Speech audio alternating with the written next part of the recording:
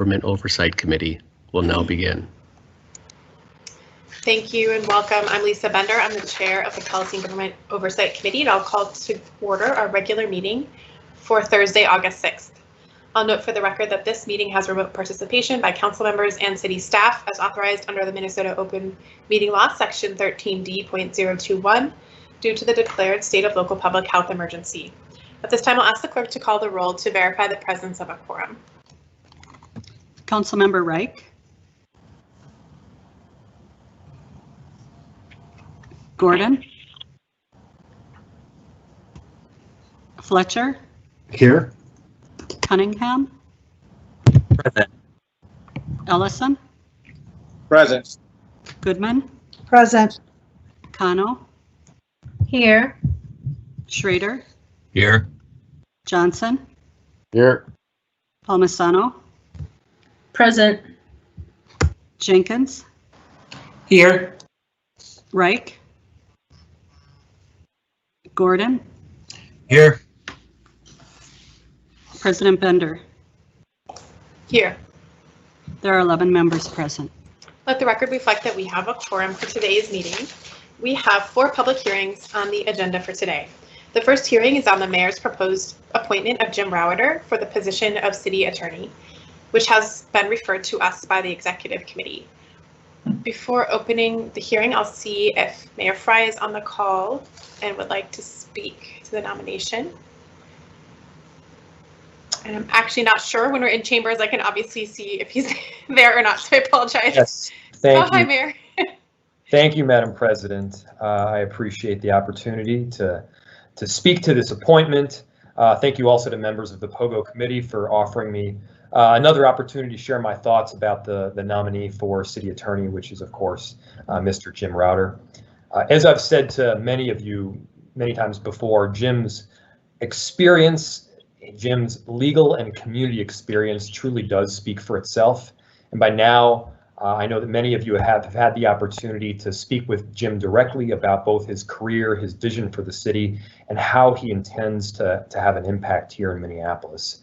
And undoubtedly, you were met with very thorough and thoughtful responses to the questions that you provided. And just one of the reasons why I'm so excited about this addition to our team here at City Hall is he really does have a robust sense of where we need to go, as well as a very clear understanding of the law and a great managerial experience when it comes to attorneys. And not only has Jim made the time to speak to this body of elected officials, I know he's reached out to other city leaders as well, and has made partner organizations a priority to make sure that he's meeting with many of the other jurisdictions, our nonprofit partners, our union partners. And I'm going to keep my remarks short today because I know that we want to hear from community members and leaders, but I want to thank all of you for your commitment. Thank you for digging in. I ask you for your support of Mr. Jim Rowder. Again, his experience, his willingness to dig in, his work on the Workplace Advisory Committee, I think it speaks for itself. And, you know, this is another example of someone who's obviously had a very successful career in the private sector over at Target, has maintained throughout a very keen vision for what social justice can and should look like. And now he has a calling. He has a calling to do the very hard work of being a city attorney here at the city. And I don't think that anyone would dispute that this is one of the harder jobs that we have in City Hall. It's this constant push and pull and a balance in a way of, you know, finding ways to think innovatively and also giving the best possible guidance under the law. It's a tough job. He's up for it. I'm proud to put his name forward, and I ask for your support. Thank you. Thank you, Mayor Fry. So with that, we'll open the public hearing on this item. Are there any speakers in queue who wish to speak on this item? We do have a number of speakers. Mr. Rowder, would you like to speak first or wait? It is up to you. I can certainly wait. That would be fine. Sure. Okay. So then it looks like speaker number 1 is Corinne Horowitz. Welcome.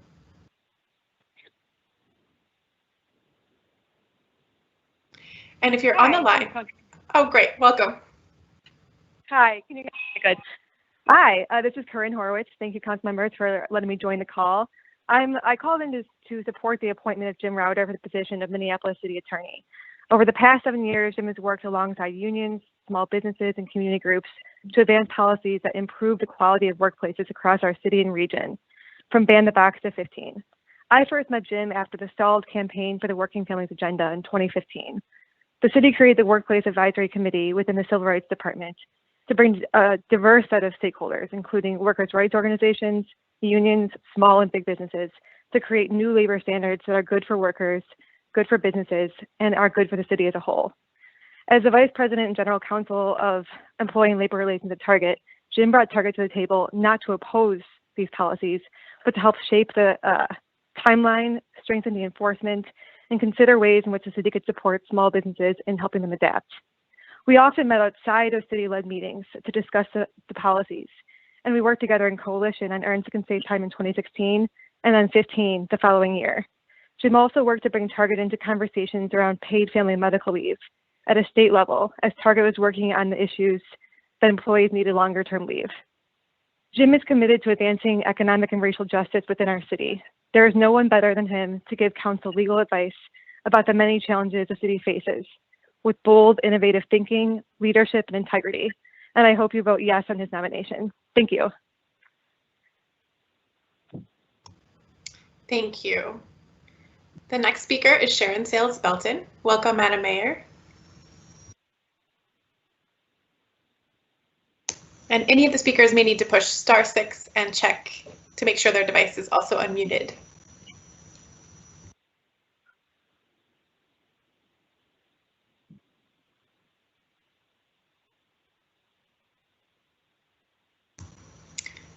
Okay, it sounds like Ms. Sales Belton is not on the line. If she joins, we will check back to make sure everyone gets a chance to speak. The next person is Veronica Mendez-Moore. Welcome. Can you hear me? Yes, welcome. Okay, great. I think I'm unmuted. Can folks hear me? Yes, thank you. Oh, great. Okay.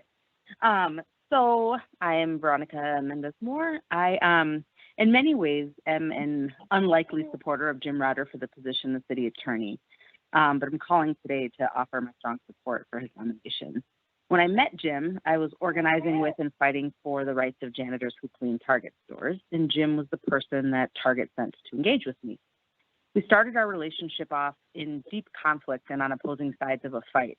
And in fact, many of you also know that he was the face on an old anti-union video that Target had, which I have properly scolded him for, and that he has since kind of put to rest and shifted the way that Target engages new employees. But as Jim and I continued to meet over the years, I developed a different kind of relationship with him and respect for him. And together, we were actually able to make possible new worker protections that had been considered impossible to accomplish. And what I learned about him through all of this process is that he's incredibly resourceful, thoughtful, intentional, and proactive, and willing to take important risks that ultimately are beneficial to everybody involved. He's incredibly skilled at relationship building and understanding lots of different perspectives. We had many, many meetings and conversations, and every time I was struck by how innovative his thinking is in coming up with new potential solutions. As city attorney, I believe that he'll be proactive and not just wait for things to be brought up to him and then say, well, let's be conservative. We don't want to risk it. Well, of course, there's a role for that. There's an important role for that for city attorney, but I really believe that Jim will be proactive in finding opportunities to use his office to improve the lives of Minneapolitans, and that he's going to be thoughtful in thinking through implementation strategies on the front end of policy rather than be reactive and risk averse. He has worked, from what I've seen in his personal and professional life, to build relationships with different organizations, corporations, elected officials, and many others that help him have a unique and well-rounded perspective of the issues that face our communities. And I think he does it skillfully and has done it in a way that, like I've said, has actually helped us come up with really important solutions in our communities, both through the work that we did together in my role as the tool with the janitors at Target, and then also through our work on the Workplace Advisory Committee together in Passing 15 and Earn Sick and Safe Time, and the work we've done on wage theft. So to sum up, given who I am and the role that I play in the world and in the movement for workers' rights, I have been and will always be skeptical about endorsing corporate executives for a public role. But that said, I really strongly believe that Jim has the relationships, the skill, and the disposition to be a strong city attorney that works for the people, and I strongly support his nomination. Thank you. The next speaker is Melissa Franzen. Welcome, Senator. Thank you, Ms. Chair, and thank you, council members, for having me in support of Jim Router for this position.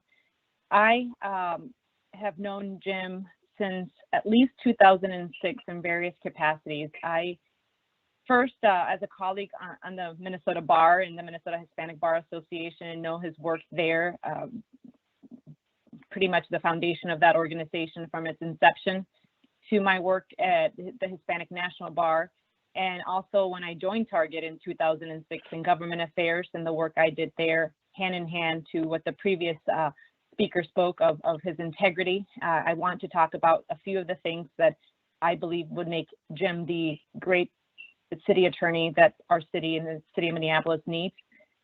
He is a colleague on the bar. He was my mentee when I knew of his reputation, and he also became my boss for a few years as well. I believe Jim Router has not only a commitment to equity, he has also the integrity of upholding the law and all its complexities. And I also think he is a great partner, not just to his colleagues, whether they are superiors or they are people that report to him, but also with the community. I've witnessed his work with organizations, local, state, federal, national level. And I understand that he also understands that all the businesses that also call Minneapolis home. He is a resident of Minneapolis, and he has raised his 2 kids with his wife, Terry, here. And I believe he understands not just policy, law, and the role of government, but he certainly has a passion for government. And I witnessed that my time in corporate America because I knew he was very much engaged in every single decision that a company like that would have on everyday people. I trust Jim. I think Minneapolis is lucky to have someone with his caliber and his experience that would take this job, which is very complex in itself, in a time where we need more partnerships and we need people to help us guide where we are going as a city, as a state, and as a country. So I wholeheartedly serve as his character witness and continue to rely on his mentorship in my career now in the Minnesota Senate. So thank you for having me, and I strongly support a yes vote for Jim Router. Thank you. Next is John Gordon. Welcome.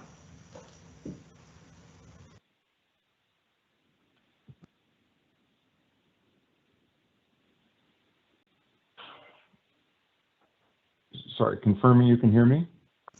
Yes, welcome. We can hear you. Great. Thanks very much.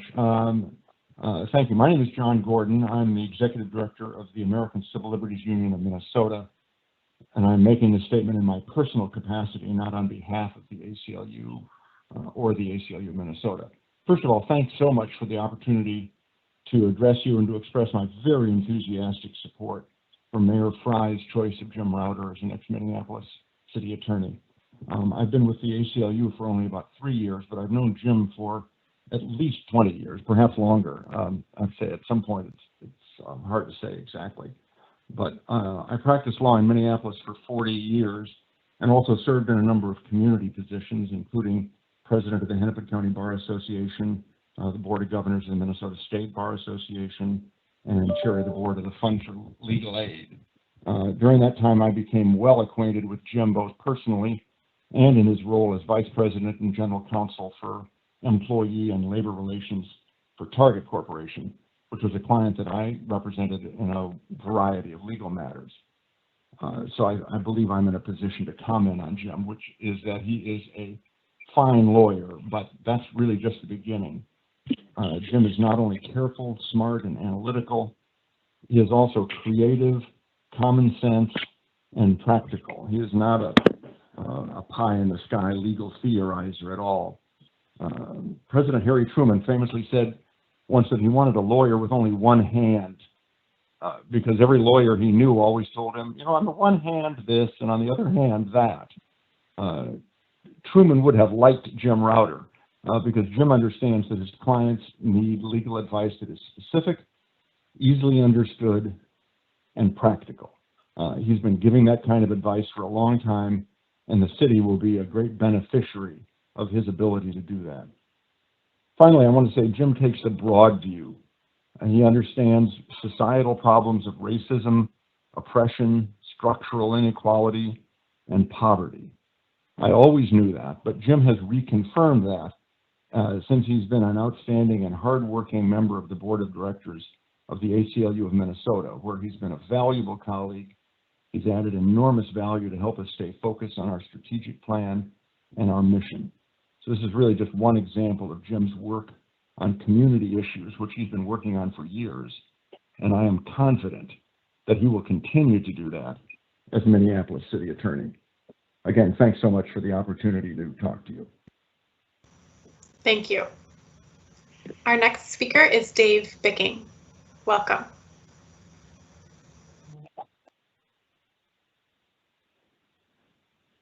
Hello, this is Dave Bicking. In your process of appointing or reappointing city department heads, you sometimes ask the candidate questions regarding their intended actions in that position. In a couple of rare cases, you have even set criteria by which they will be evaluated at their next reappointment. The question I would like you to ask Mr. Router is whether he intends to create and maintain a database or spreadsheet of lawsuits that are filed against the city and/or its employees, such as police officers. That would be very useful for risk management by analyzing the types of complaints, the departments, the individual employees, such as repeat offender police officers, and the amount that the city is paying out. Communities United Against Police Brutality has inquired whether such a database exists, and it appears to us it does not. Data practice requests. Reappointing city department. Excuse me. Sometimes ask candidate questions regarding their. Hello. Hello. Have I come through so far? I don't. One moment, Mr. Bicking. We have a speaker, Dave Bicking, who is speaking now. If anyone else has been missed, we will come back to you. And Mr. Bicking, we heard everything you said. The last little bit was interrupted. Just the last sentence or so, maybe. Okay, so I'll start there. I'm sorry if there was a problem on my end, but I don't think so. But anyway, Communities United Against Police Brutality has inquired whether such a database exists, and it appears to us it does not. Data practice requests have led to no indication that there is such a database, though we have requested exactly that. The Data Practice Act only gives us the right to request data. It does not require the city to answer questions. And we've asked those questions and not gotten answers. You on the City Council, however, can ask questions, and I think this is a very important question for the city to manage its risk and know what is actually happening. Please ask that question today, and please require that such a database be created, maintained, and made public to the full extent that's allowed by the Data Practice Act. Thank you. Thank you.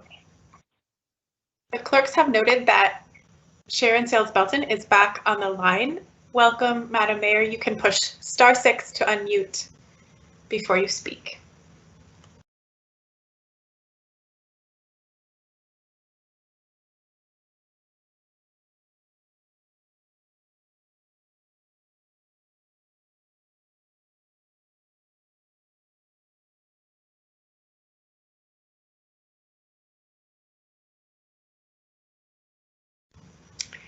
We aren't hearing anyone speaking, so I'll just pause and just repeat. It is *6 to unmute the line. And we do have one more person in queue to speak, so we can also always come back if there are technical difficulties as well.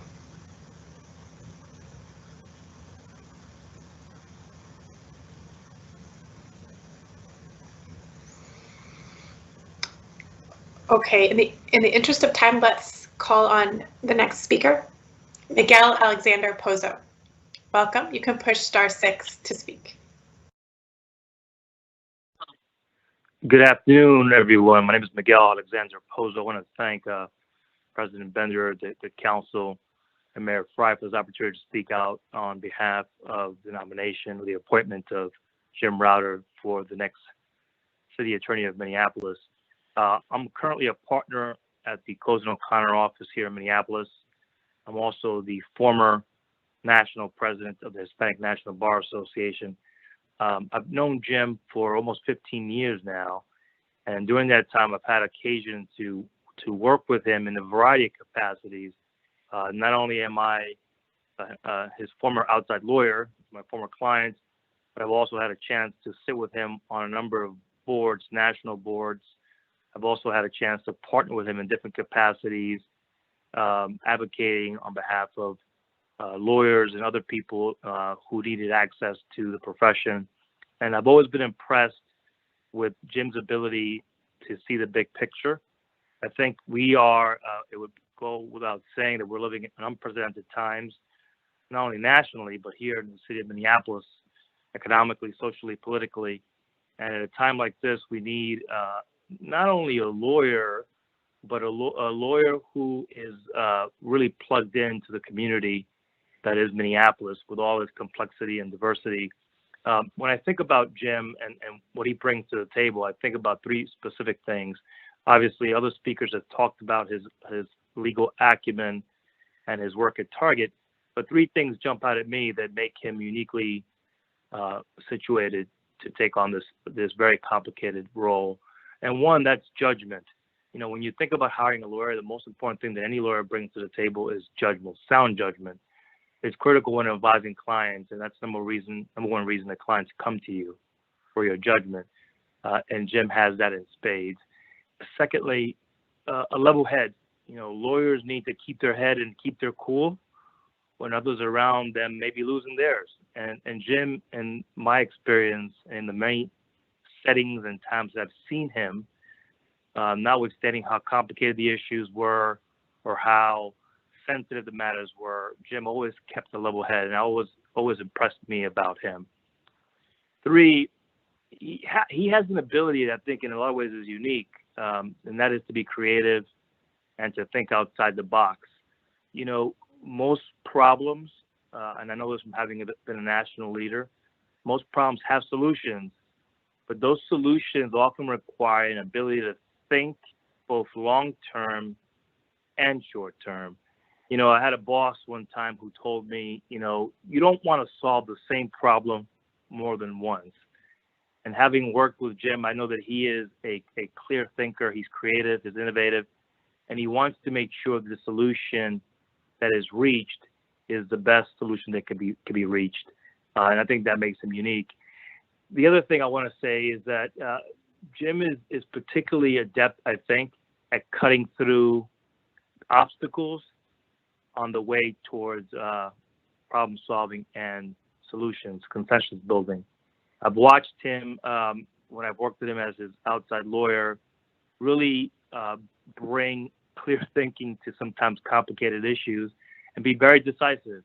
At the same time, though, making sure that all the various stakeholders had an opportunity to be heard and could feel at the end of the day, despite whatever the conclusion was, that they had an opportunity to voice their opinion. I think that's unique. I think he's an inspirational leader. I think the city is fortunate to have somebody of his caliber in this role. Kudos to the mayor for appointing him. And I'm looking forward to us moving forward as a community, as a city, with the leadership of Jim Router and others around this table in the near future. Thank you for this opportunity, and I endorse him wholeheartedly for the position. Thank you. Would anyone else like to speak on this item? Madam President,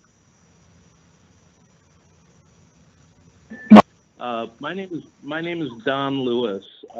May I speak for a minute or two? Yes, welcome. Thank you. Thank you. I am a longtime resident of South Minneapolis, a founding shareholder of the Nyland Johnson Lewis law firm. I've known Jim Rauter, I'm going to say maybe as much as 25 years, he and his wife Terry and his family. And I just it's hard not to repeat many of the fine things that have been said by the speakers that preceded me. I'll just mention just a couple points. First of all, the idea of Jim Rauter being city attorney is not a new one. I can recall conversations with him about possibly being city attorney maybe 8 to 10 years ago.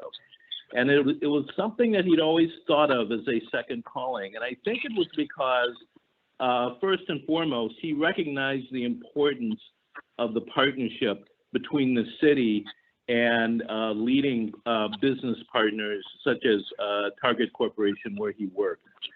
Secondly, I think he very much appreciates the intersection between the law and progressive public policy making, particularly in the business sector.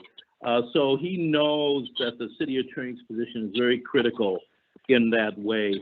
And I am very happy to see that he's on the brink of realizing that long-held ambition. Secondly, everyone else has mentioned the unique strength he brings in terms of this great combination of corporate experience, reputation in the business community, and a passion for progressive public service.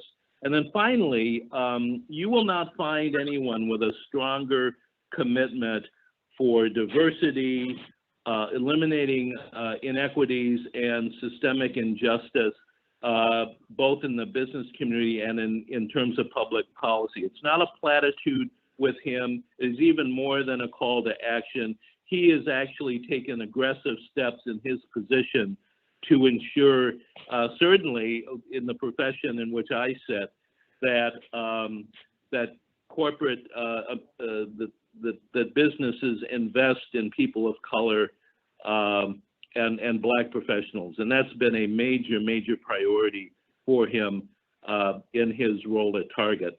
So I am very enthusiastic about him becoming a city attorney. He'll be a very exceptional one, and I urge the city council to approve the mayor's nomination. Thank you for the opportunity to speak. Thank you. Would anyone else like to speak? Yes. Hello, can you this is Marcus Owens. Oh. Go ahead, Marcus. Okay, I'll go. Thank you all. Hello, I'm Marcus Owens, and I'm calling in support of nomination of Jim Rauter for the city's attorney's position. For over 15 years, I've been a friend and colleague of Jim. He's a person with great integrity and compassion. He's a leader that listens and takes input from multiple stakeholders and has experience building a team of excellence that is both diverse and inclusive and also fights for what's right. I witnessed this firsthand under his leadership during my time at Target Corporation in the Employee and Labor Relations Department. Prior to coming to that team, I generally thought that an Employee and Labor Relations Department would always skew its opinion or work only to the best interest of the company. However, after spending nearly 3 years on this team, I found this not to be the case, and it's due to Jim's leadership. We were guided not only to look out for the company, but also its team members and the community's best interests. For example, that comes to mind is the work we did to improve the quality and experience of hourly team members at a store out east. There were several anonymous complaints about the working conditions of the store and how poor the leadership team was in creating a welcoming environment for everyone. And instead of a generic response to various complaints, Jim led his team to strategize a plan to go out and to listen to this team and the members of it in the store and get firsthand accounts of what was happening. From that listening, a plan was created to improve the store by bringing in other departments across our headquarters and in the community there. This required having the trust and strong relationships of the operational, financial, and human resource leaders, as well as local leaders on the ground, to then heed the council Jim's team provided to get the best outcome for everyone. At the end of what took 4 to 6 months, that store was remodeled, the leadership team was improved, and the store team overall felt it was listened to and action was taken. This exemplifies the type of leader Jim Router is and why you should bring him on as the city's attorney. The time we are in now requires leaders to be engaged, adaptive, level-headed, and responsive to the needs of the multiple stakeholders of this great city. And Jim is that type of leader. So I endorse him wholeheartedly, and thank you for your time. Thank you. Would anyone else like to speak? Yes, can you hear me? Yes, welcome. Hi, this is Justin Terrell. I am testifying in support of Jim Router for the city attorney's position. And I just want to thank all the council members for your consideration in this matter. I'm testifying today as a community member.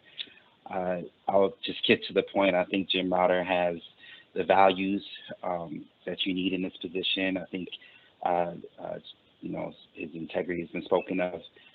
In addition, I know Jim is somebody who loves Minneapolis, and when you consider what our city is going through right now, you need somebody in this role who just loves the city, who's raised his family here, whose kids has gone to school here, who's connected to the community.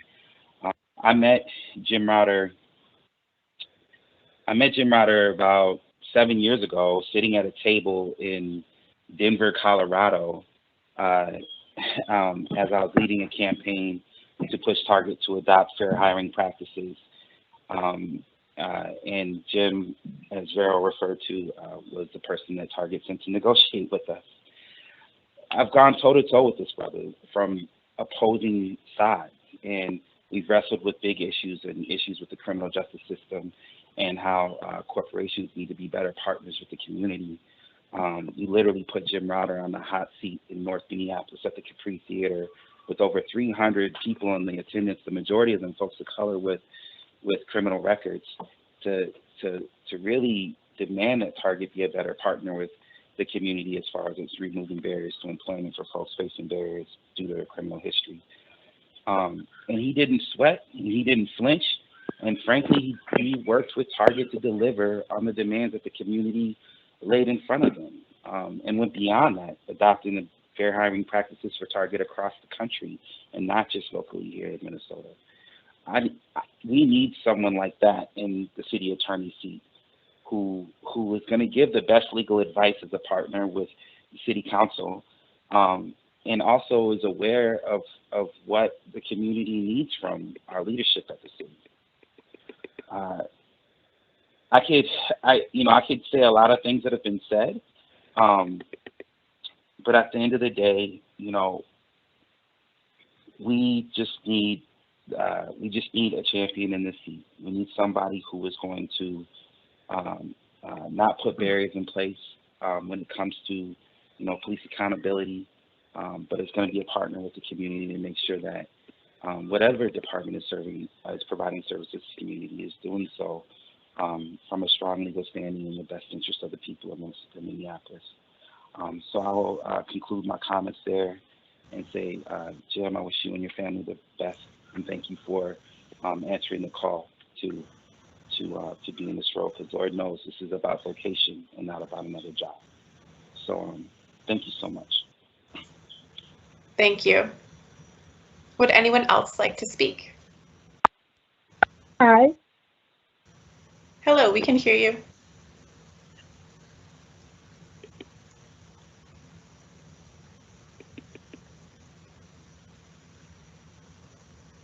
Hello.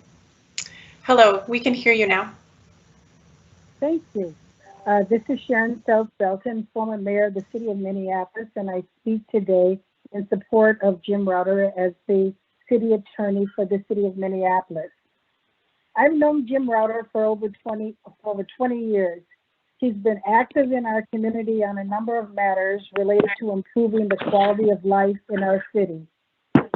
He has played an active role as a citizen in the discussion about living wages, affordable housing, and he has demonstrated a well-rounded understanding of the link between the well-being of the citizens of our community to the fiscal health of the city.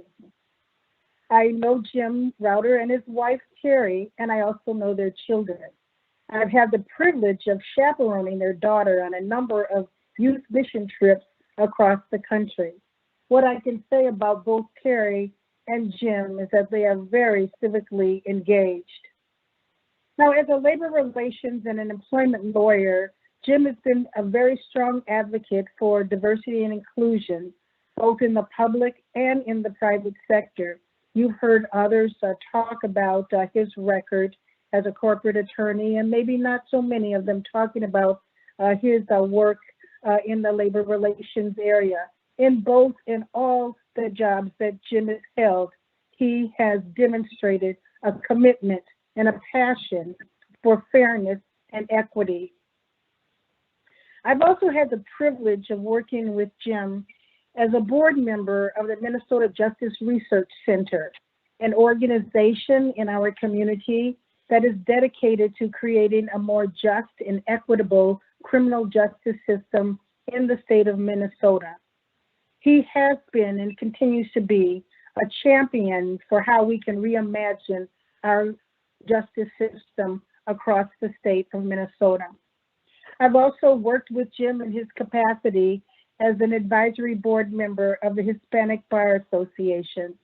Many of you know that in my current role at Thomson Reuters, we have made a strong commitment to ensure that through our bar associations, we help lawyers of color leadership roles in their private sector jobs or in the public. Jim has been a champion at the Bar Association for this work. Jim, in my opinion, will bring a wealth of government and regulatory skills to the city attorney's office, and his labor relations knowledge will help the city navigate through some of the critical issues that we face today. Jim, in my opinion, will serve the city council, the mayor, and the citizens of the city of Minneapolis very well. And I urge you to support the mayor's nomination of Jim Router. Thank you. Thank you, Mayor, and I'm glad we were able to hear from you after the technical issues. Would anyone else like? I could just laugh at the trouble that I had. No problem. We're all adjusting to the virtual council world. Thank you for your patience. Thank you. Would anyone else like to speak? Anyone else? With that, I can close the public hearing. Mr. Router, you're welcome to speak now, and then we will take up the vote on this appointment. Can you hear me, Madam President? Yes, welcome. Great. Thank you. Thank you to all of Madam President and all the members of the Policy and Government Oversight Committee for considering today my recent nomination for the position of Minneapolis City Attorney. I have been and remain humbled and honored to be considered for such an important leadership position within the city of Minneapolis. I have had the opportunity and pleasure over the last few weeks to speak directly with most of you about myself, my goals for this position, and more importantly, each of your valuable perspectives on what challenges this job will bring. These conversations have been greatly educational and enlightening, and I can't thank you enough for your time that you granted me in each of these meetings so that I could learn more deeply about what challenges the city will face in the coming months and years. I do not want to be repetitive in what I shared with most of you in our conversations, but I do want to reinforce a few important things. One, make no mistake, I want this job and I want this challenge. I am deeply invested in the city of Minneapolis, and I want to directly contribute my time and energy to getting it successfully through the many challenges we now face. At the end of the day, I'm just a Puerto Rican kid from the city of Chicago, and I'm married to a beautiful African-American woman from the city of Milwaukee. And we specifically moved here 28 years ago because we felt that as a family of color, we would be more comfortable here than we would be in the extremely segregated cities in which we grew up. We've raised 2 multiracial ethnic kids here through the public schools and have lived in the center of Uptown for nearly 20 years. Simply put, we're all in on Minneapolis, and we intend to stay here through thick and thin.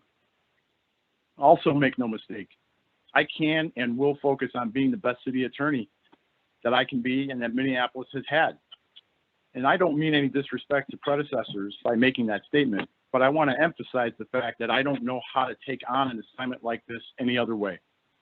From when I was a caddy at a Chicago country club in grade school and high school, carrying the bags of congressmen and aldermen, to when I played goalie for the University of Illinois men's soccer team, to when I was the first member of my mother's Puerto Rican family to go on to graduate level studies at the University of Michigan Law School, and then to when I was a baby lawyer just starting out at the National Labor Relations Board of Detroit, and to when I got the tremendous opportunity at Target 26 years ago to grow and lead an employee and labor relations function for one of the largest employers in the country. I've always wanted to be the best I could be, and more importantly, to make the most positive impact I could make to help whatever team I was on to succeed. So what specifically is the impact I want to make? I want to help make this city make meaningful strides in reducing and eliminating our racial and social inequities, particularly in the criminal justice system, the workplace, and access to affordable housing. I want to help and join the effort to reform how we police our community, particularly in how that policing affects our communities of color throughout the city. I want to help lead diversity and inclusion efforts both within the city attorney's office as well as City Hall as a whole. With regard to the city attorney's office, it will be my goal and my passion to bring more diversity and inclusion to our staff at all levels, as well as bring more focus and intensity to our ability to positively impact diversity and inclusion in the greater Twin Cities legal community. And finally, I want to see the city attorney's office be more meaningfully engaged in the community it serves and represents, much the same way that I worked hard to have Target be more meaningfully engaged with city leaders and departments, community advocates and stakeholders, worker centers, and organized labor. So in sum, I could not be more excited at this time to take on the challenge of becoming the next city attorney of Minneapolis. You know, several weeks ago, my dad passed away at the age of 90. And in the process of helping my mom getting some things sorted out, she found an old file with a bunch of documents related to my applications to law school, and in particular, my law school application essay. I found one paragraph near the end of that essay particularly relevant to how I feel today about this opportunity. I'm applying to law school for one reason and one reason only. That is to accomplish what I set out to do when I first began my post-secondary education. I knew I wanted to be a lawyer then, and I know even more so now. Law is something that has always commanded my utmost respect and most keen interest. As a career field, law, in my eyes, is the most challenging and rewarding. Nothing in the world seems so vibrant and exciting as the law in action. And that's precisely how I feel today about the prospect of becoming the next Minneapolis city attorney. There's nothing more vibrant and exciting than the opportunity to help this city through its significant challenges today and in the future. I'm all in on Minneapolis, and I want to thank you so much for your consideration. Thank you.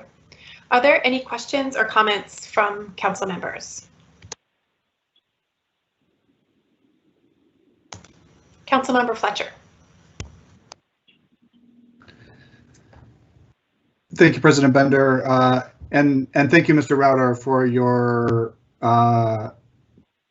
application and your desire to serve and the work that you've put into meeting with stakeholders, including the council as a part of this process. I know you and I had a good conversation about a variety of issues, and we've worked together on the Workplace Advisory Committee. And I guess I wanted to just ask you to talk a little bit because, obviously some questions were raised in the press, and I wanted you to have a chance to discuss a little bit your view about your role, with the city's unions and, sort of how you kind of think about relating to labor as the city attorney. Sure. Thank you, Councilmember Fletcher. Can you hear me? I can, yeah. Great. My approach would be very similar to the way I've approached my work at Target, certainly since I became an officer and a leader in the company a little bit more than 10 years ago. And it's really to be meaningfully engaged and involved in a true partnership. I had the pleasure actually of spending almost 2 hours meeting with the leaders of, I think, all of the public sector unions that represent workers at the city over the last few weeks. We had a very productive, very positive conversation along those lines. My goal would be to be as engaged with them. Obviously, you know, the work of labor relations and the work of a positive workplace, so to speak, is really been most of my career. So it'd be very natural for me to want to continue to work with those groups in order to make sure that the workplace, certainly that I lead in City Hall and City Hall as a whole, is as positive as it can be. I hope that answers your question.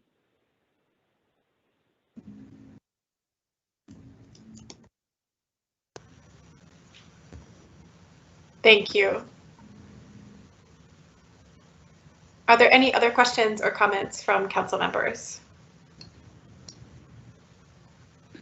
I do have another if nobody else is. No one else is in queue. Go ahead, Councilor Fletcher. Thank you. Mr. Router, I wonder if you can talk a little about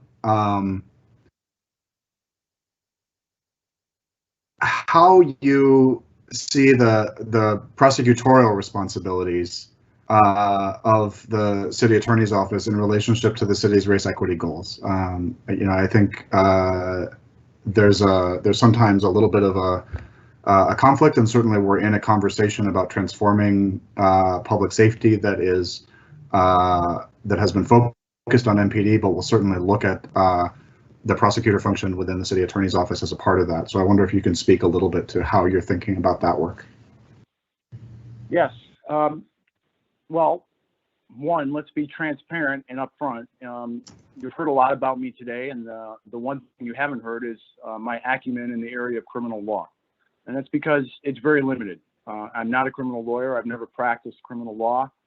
I have learned a lot over the last few years, joining the board of the Minnesota Justice Research Center.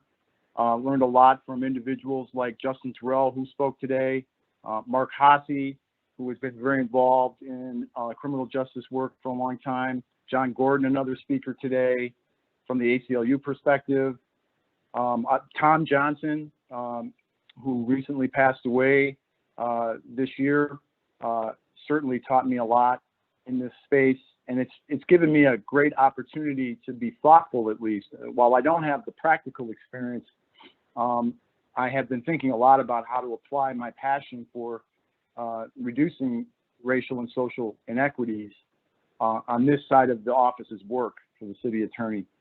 And I'm really eager to dive into that and be able to come up with some very specific action plans in regard to that. But I still need to learn a lot. But if I had to talk about one philosophy that I think about recently, is that I understand that the city attorney's office is essentially responsible for prosecuting lower level crimes up through gross misdemeanor. The more serious crimes and felonies and whatnot are prosecuted and handled by the Hennepin County Attorney's Office. I would view, and I know I have a sense through some of my work with the Minnesota Justice Research Center, that the typical prosecutor in any jurisdiction tends to judge themselves on their success rate, on how many cases are brought to trial and how many convictions they win. I see that as a short-sighted type of a goal. I'm not saying it's not relevant to the work of a particular attorney in terms of their skill, but I tend to think in terms of broader goals and how are we solving the problems that plague at least our city here, and back to the racial and social inequities. I'd like to think of the work of the office at the end of the day, very high level, to measure what effect are we having as people come through the system that we control at the city of Minneapolis, so that they don't end up moving on to the next the more serious environment of felonies and the county attorney's office. And obviously there's programs related to diversion and expungement, bail reform, just exercising some really smart prosecutorial discretion. But I think there's a lot more also that I haven't even learned yet. But my goal would be, how can we show that we're having a positive impact on having less, particularly young people of color, come through the Minneapolis lower crime system and not move on to the more serious crimes that you would see in the Hennepin County Attorney's Office realm. Those are my thoughts on that, Councilmember Fletcher. Is there anything else you'd like to ask me to follow up on that? No, thank you. I appreciate hearing your views. Thank you. Council Vice President Jenkins. Thank you, Madam President. And I too had an opportunity to speak with Mr. Router. Thank you for that. And I do want to just thank all of the people who spoke on your behalf. It's quite an impressive group of supporters. But in our call, we discussed equity, and I know that you talk a lot about diversity and inclusion, which I think is absolutely vital and important. We certainly need to increase the diversity, particularly as it relates to ethnicity in our current city attorney's office. But I think equity goes beyond just diversity and inclusion. And so, would like to hear some of your thoughts around equity and how we can be more equitable. And when I think about equity, a lot of people in our culture think about equality. Well, if one group got this, then we should get this. But equity, in my mind, is more about who is most marginalized, who is having the biggest challenges, and how do we address those challenges to bring people to a level of equality. And then if everybody is at an equal level, then we can start to divvy up all of our resources, etc., in equal measurements. So would like to hear you speak about that. And then another big topic that you and I covered was bail reform, and that's certainly been a big, a deep concern for myself, for Mayor Fry, and many of my colleagues, and the prior city attorney before she went off to her judgeship. And so hopefully you can expound a little bit about your ideas and thoughts around bail reform as well. Thank you. Thank you, Vice President Jenkins. I hope you can hear me. Just want to double check. Yes, we can hear you. Great. Well, equity, that's a great discussion to have. In some ways, the way I think about equity is it's bigger and it's about outcomes. Diversity and inclusion is important. And in a lot of environments, it tends to be about, metrics. You're trying to look at certain metrics, numbers around representation, promotional opportunity and whatnot, and you try to measure and you track, and that's all that's good work. But when I think of equity, I think of, again, I use the word outcomes, and I'd also use the word intentionality. And I think one of the things I've been focused on in my work in this area over the years, and it's been a passion of mine, is the metrics are important, and they certainly can validate the effectiveness of certain programs. I tend to focus myself a lot more on intentionality, meaning being very intentional about identifying who is behind or what is out of whack, what is wrong, and being very precise and direct in attacking that and making it clear to all the stakeholders involved what we intend to do to fix this, and that there is an outcome that we should all be able to identify and agree that until that outcome is met, all the diversity and inclusion metrics in the world that kind of show, you know, a little steady progress here, a little steady progress there, that's really not as important, and it's certainly not meaningful, and it's certainly not going to ultimately solve a problem.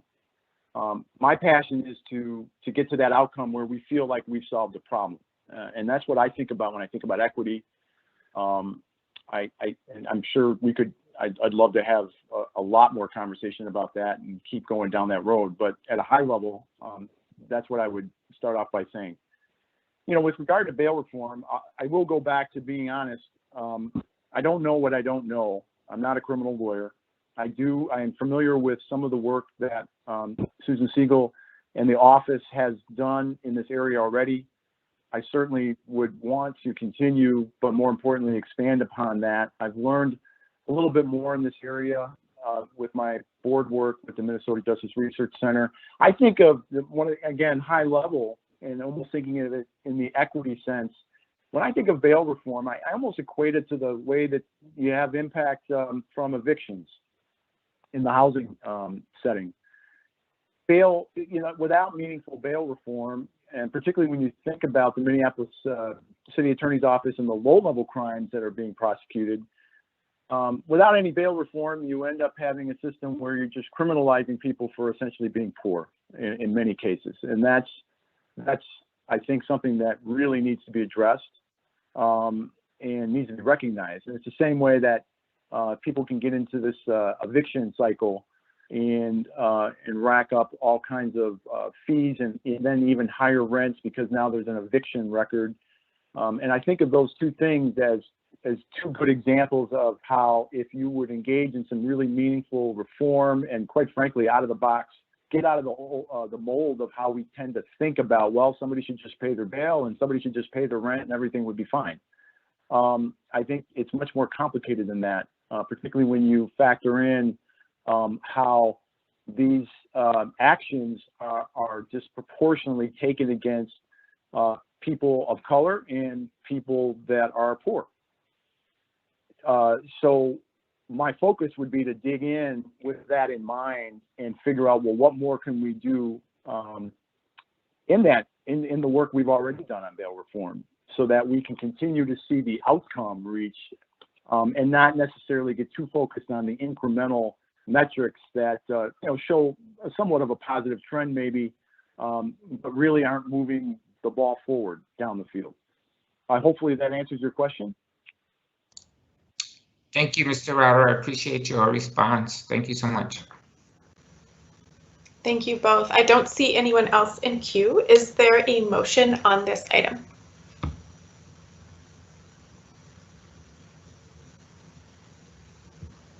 So moved.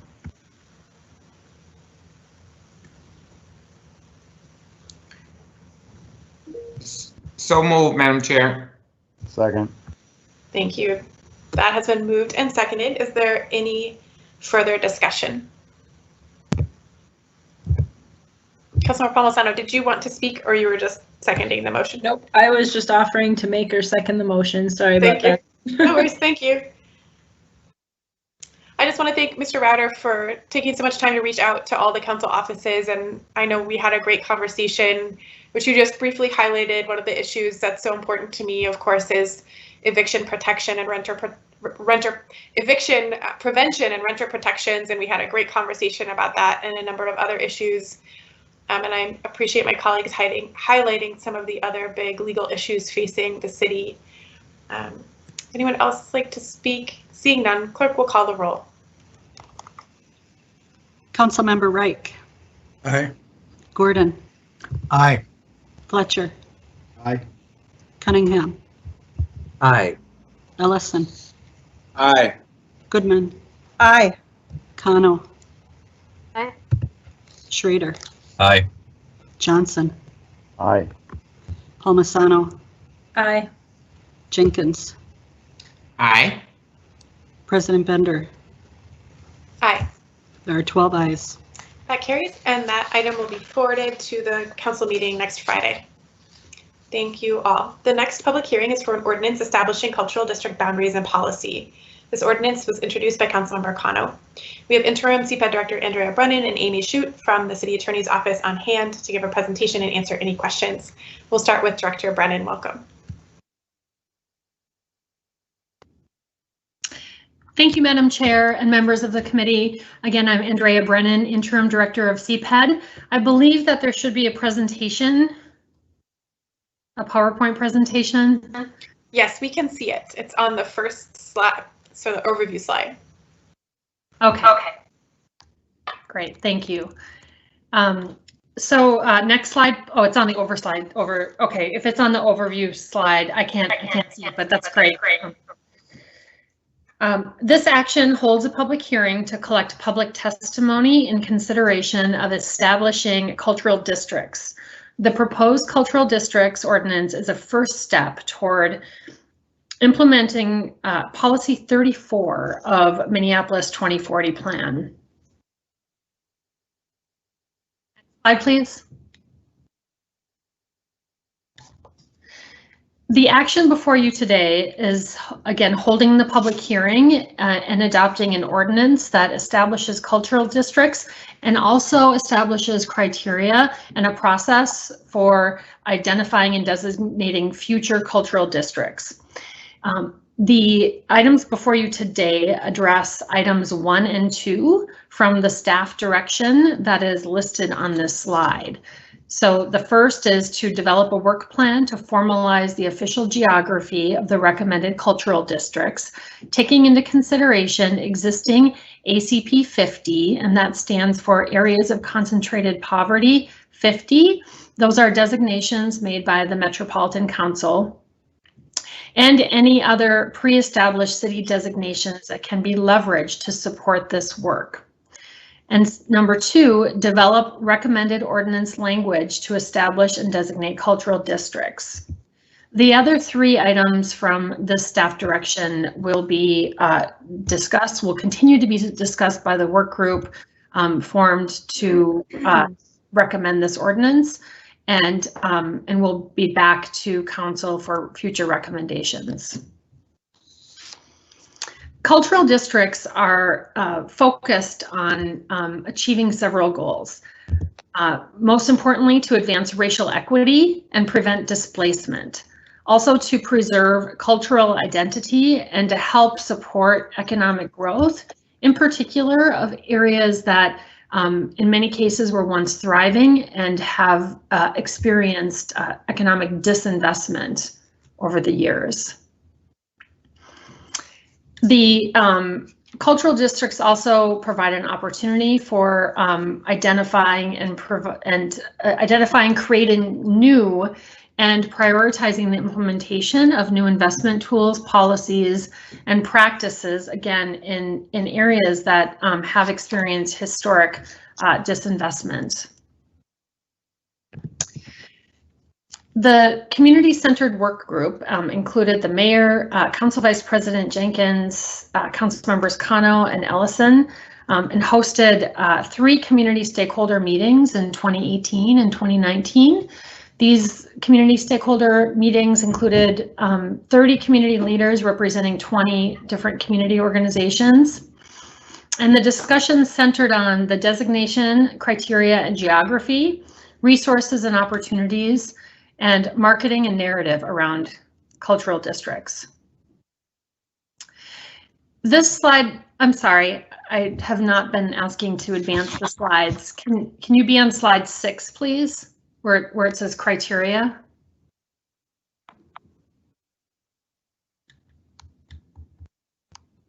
Let's see. Great.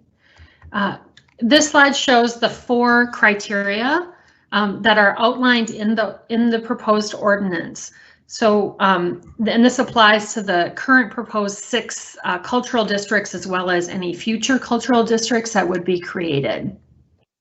So number 1, each cultural district must be contiguous and centered within the Metropolitan Council defined areas of concentrated poverty. And the 50 at the end of ACP means that more than 50% of the residents in those census tracts are people of color. Number 2, each cultural district must have a rich cultural and/or linguistic identity and/or be rooted in communities significantly populated by Black, people of color, Indigenous, and/or immigrant communities. Number 3, each cultural district must have as the core of the district a goods and services corridor as designated in the Minneapolis 2040 future land use map. And then finally, the 4th criterion, each cultural district must be walkable, accessible, and have access to public transportation. Next slide, please. The proposed cultural districts should be shown on this slide. There are 6 proposed districts. One is 38th Street, the second Cedar Avenue South, the third is Central Avenue, 4th East Lake Street, 5th Franklin Avenue East, and then 6th West Broadway. Next slide, please. This shows a map of the various, the proposed cultural districts. They're a little bit hard to read, so I can briefly describe them. The first one in the upper left-hand corner, 38th Street. It's along 38th Street from Blaisdell to Bloomington. Going horizontally or to the right. The next one is Cedar Avenue. This one is the Cedar Riverside Cultural District. It generally is bordered by Interstate 94 and Washington Avenue in 1 block east and west of those 2. The third is Central Avenue Cultural District. This spans north-south between 18.5 Avenue to just north of 27th. On the second row, East Lake Street. This cultural district spans along East Lake Street from Pillsbury to Cedar. Franklin spans from Chicago to 21st. And then West Broadway is from Penn Avenue to on the west to Interstate 94 on the east. That concludes the formal presentation that we have today. Again, the action before you today is to hold a public hearing, adopt an ordinance that establishes these 6 cultural districts, and the ordinance also again establishes a process and criteria for the establishment of future cultural districts. I'm happy to take any questions. Thank you. Are there any questions from council members before we open the public hearing?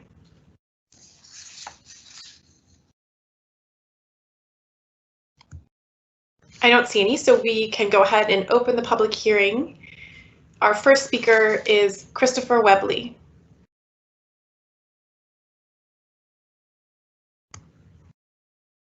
And if you're on the line to speak, you can push *6. There'll be a short pause and then it will let you know when you're unmuted. Hello, this is Chris Webley with New Rules. Can you hear me? Welcome, we can hear you. Hi, my name is Chris Webley. I'm the founder of New Rules. We are a real estate development collective based on the north side of Minneapolis. We are quite untraditional in comparison to most developers, and in that we have a lot of programming and activation for creatives and small businesses. We are anchored on Lowry Avenue in North Minneapolis with ensuing locations, New Rules 2, opening next year, which was a project through CPED through RFP process. I'm really excited for the cultural districts conversation. It's been a long time coming, a lot of conversations with Councilman Ellison and Cunningham and Sean Pierce from the mayor's office. So Thank you guys for looping us in and including us into the conversation. I really wanted to jump on to share my feedback and hopes that Lowry could be considered as a part of the cultural districts. A lot of the criteria that was mentioned around walkability, accessibility, the Lowry corridor is home to a lot of Hmong, Somali, Asian, African American, Caucasian businesses and many alike. And it just seems like a very low-hanging fruit and a missed opportunity to not have the Lowry corridor nominated. Greatly appreciate that West Broadway was considered.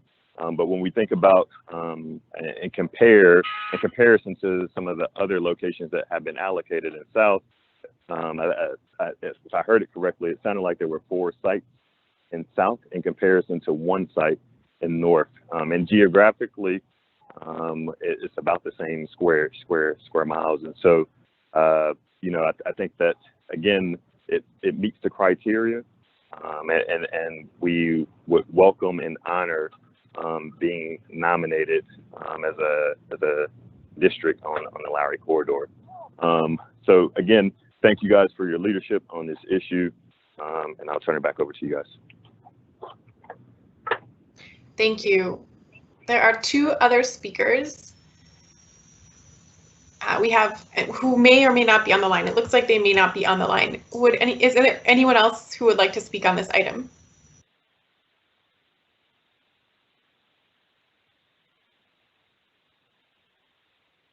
Would anyone else like to speak?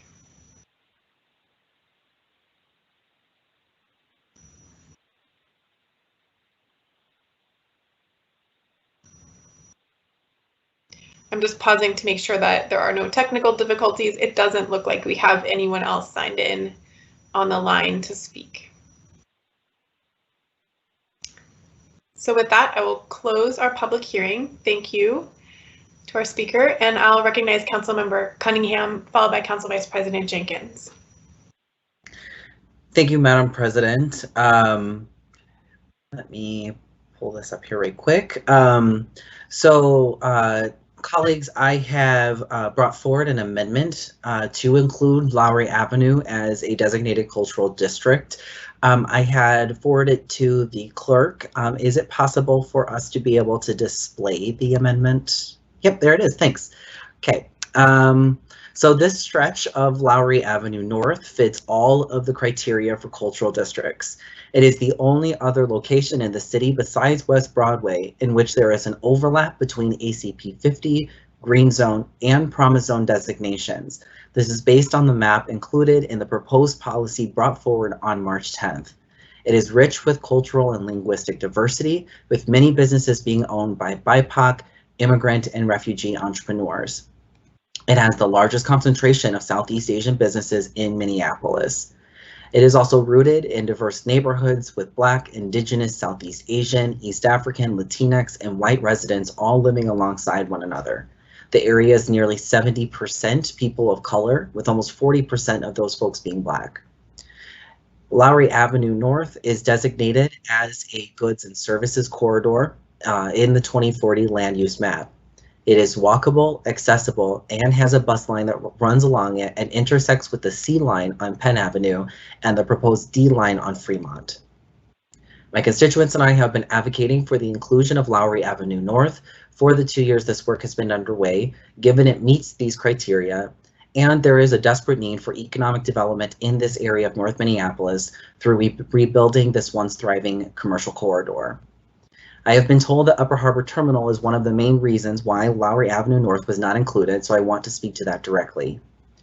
North Minneapolis, including the Upper North Side, has experienced generations of disinvestment. Here in Ward 4, we lack infrastructure for commercial real estate and multifamily housing options, so we struggle to qualify for many city programs and other public investments as a result. After generations of disinvestment, finally, there is interest in developing in the 4th Ward along the riverfront, essentially to say that Upper Harbor disqualifies Ward 4 from having a cultural district designation is to say that the one development we've had is enough. Further, Upper Harbor is disconnected from our community by a highway and railroad tracks, whereas Lowry Avenue North is a walkable corridor within and spanning several neighborhoods that have experienced disinvestment. Community engagement is also cited as a reason for not including Lowry Avenue North. I want to clearly state for the record that there was no engagement with Ward 4 residents or business owners. And for clarification, Ward 4 is on the north side of Lowry Avenue, and New Rules is on the south side. So just for clarification, that's actually in Ward 5. I also want to clarify for the record that there was a statement that the Falwell Neighborhood Association was engaged, but I did fact check that and found that a Falwell staff member briefly stopped by after finding out about an event last minute from an email forwarded from someone who got the original email in the 5th Ward. She did sign in, however, and that seems to be the proof that Ward 4 residents were engaged. Through my own engagement, Ward 4 residents have overwhelmingly stated they want Lowry Avenue North to be included in the cultural district's designations. This is sound logic based on data and community voice, so I ask for my colleagues to please support this amendment. And I'm sure that over the period of time, now we've probably received well over 50 emails from Ward 4 residents who have asked for this as well. So I hope that my colleagues will please support this amendment. Thank you, Madam President. And I would like to move this amendment for approval. Thank you, Councilmember. I'll second your motion for purposes of discussion. So we are now on the item which is amending the ordinance as presented by staff. It's a little harder to manage in the chat queue versus speaker management. So Councilmember Ellison is in queue. Would you like to speak to this amendment? Or if you'd rather wait for the underlying item, that's fine too. No, I'm happy to speak to this amendment. Just to tell my colleagues that I'll be supporting Councilmember Cunningham's amendment. I think it makes sense. I really want to, thank Councilmember Cunningham for leaning into the work and doing his due diligence to make the case. I think there had been some conversation about, Ward 4 is getting a lot of investment. Shouldn't that be, shouldn't that meet the criteria of what we're putting into Ward 4? And while, I'll have the benefit of having half of this district in my ward, ultimately Northsiders view the community as one thing, not as sort of the arbitrary boundary between Ward 4 and 5. So just wanted to say, I think that the case here is well made. And so I think there had been some fear that, well, if we start expanding this thing, at what point does it become arbitrary? Is everybody going to say, I want a cultural district, I want a cultural district?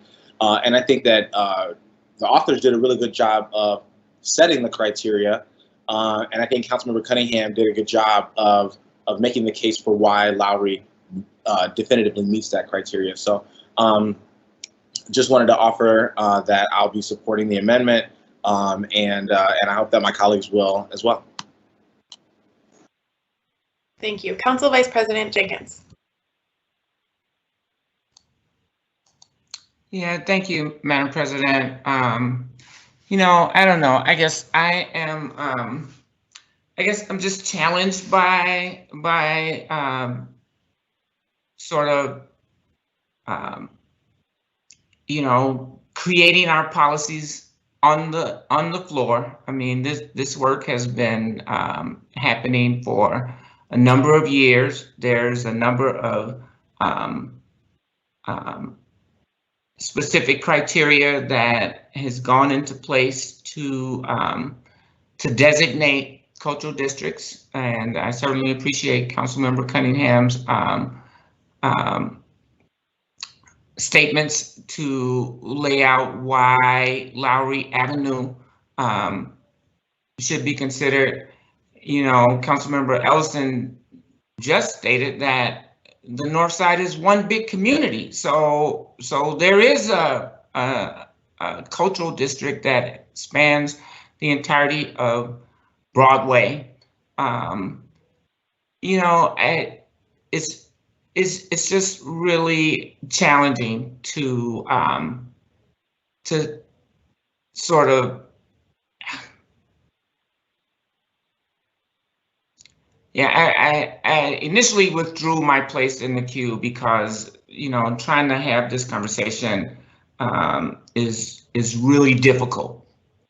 And there is no question that we have very challenged areas of our city, and we have areas in our city that are doing just fine. What the cultural districts is attempting to do is really lift up equity and not necessarily be equality. The fear of people wanting to identify their areas as cultural districts is not a perception or a theoretical conversation. It has already been discussed that there should be more cultural districts. In this process, we laid out a very direct process for communities to bring forward and apply to become a cultural district. And so to do this by amendment on the floor really doesn't speak to, I think, a fair and transparent process. The communities that have been involved with this have been involved with this for the past 3 years. And so I'm just very uncomfortable with this amendment. Thank you, Madam President. Thank you. Would anyone else like to speak on Councilmember Cunningham's amendment?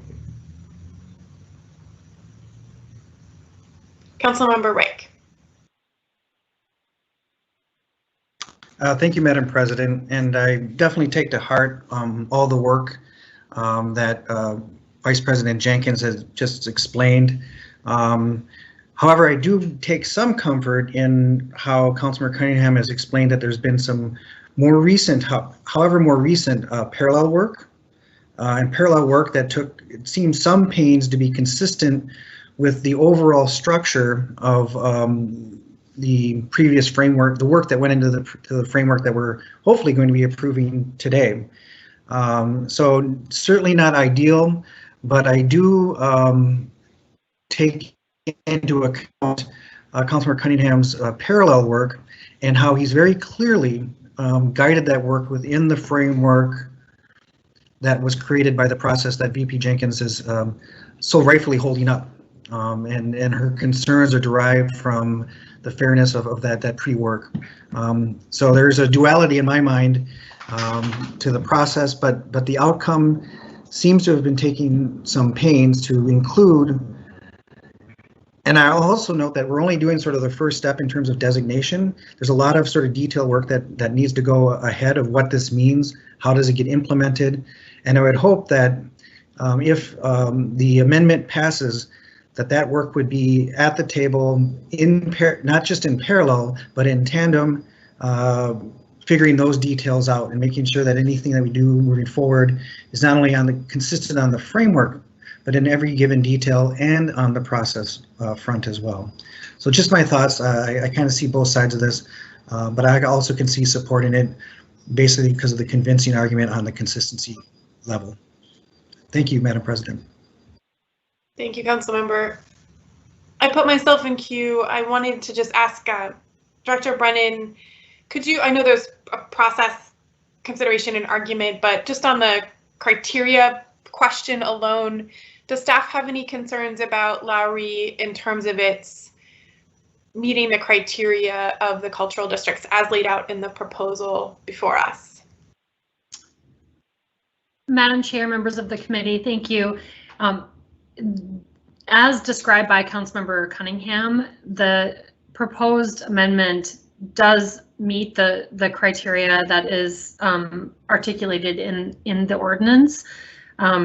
It does meet the criteria being in the ACP 50.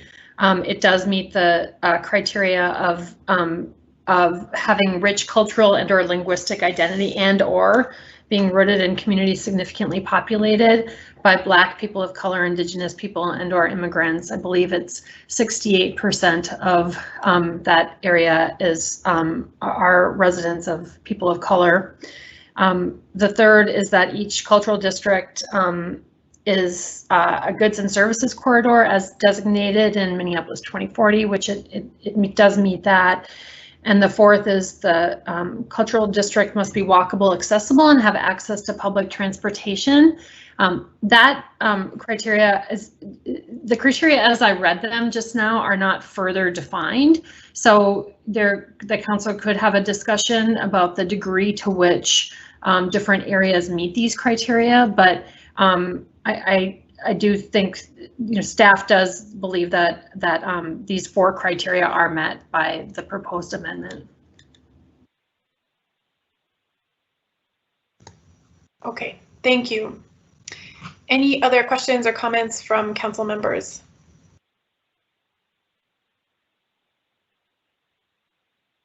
I don't see any. You know, I think, at least for me, from that response from staff and all the careful work that Councilmember Cunningham put in to create this boundary proposal, I'm supportive of the amendment. I'm not sure I can speak to the process questions and concerns that have been raised, but on the substance, I think it's reasonable and makes sense. Anyone else? Seeing none, clerk will call the roll on the amendment. Councilmember Reich. Aye. Gordon. Aye. Fletcher. Aye. Cunningham. Aye. Ellison. Aye. Goodman. Aye. Kano. Nay. Schrader. Aye. Johnson. Aye. Palmisano. Aye. Jenkins. Abstain. President Bender. Aye. There are 10 ayes, 1 nay, and 1 abstention. Thank you. That carries, and that returns us to the underlying proposal. Is there a motion on the item which would include that amendment? So moved, Madam Chair. Second. Thank you. Is there any discussion on the cultural districts ordinance?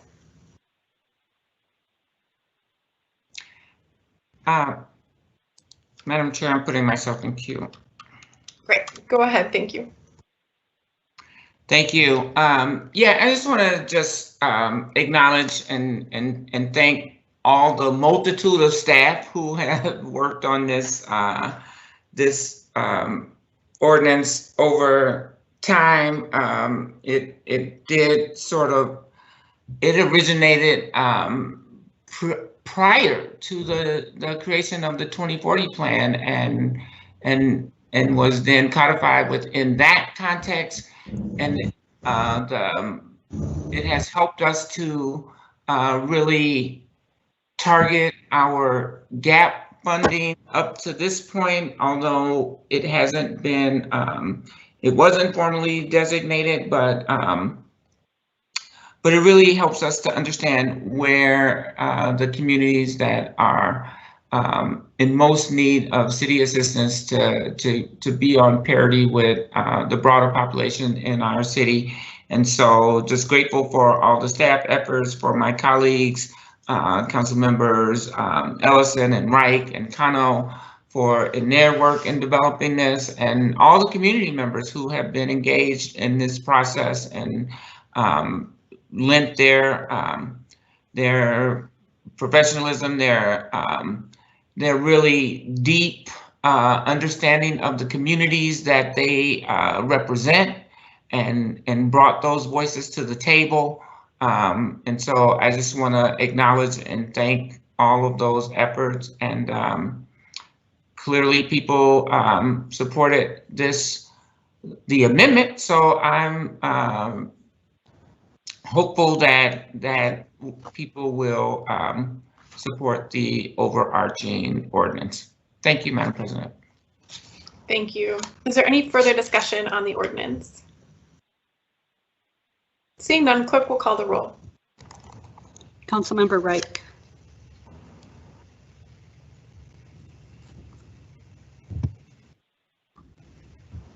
Aye. Gordon. Aye. Fletcher. Aye.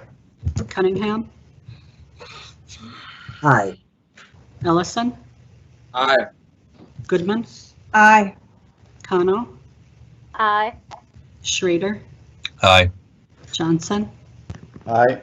Palmisano. Aye. Jenkins. Aye. President Bender. Aye. There are 12 ayes. That carries, and that is adopted and will be forwarded to the council meeting for final approval.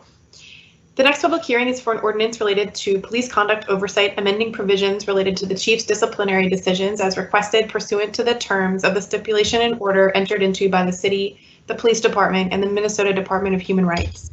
This ordinance was introduced by Councilmember Palmisano. We'll have Imani Jafar from the Civil Rights Department and Joel Fussy from the City Attorney's Office for this item, beginning with civil rights, I believe. Welcome, Ms. Jafar. Thank you.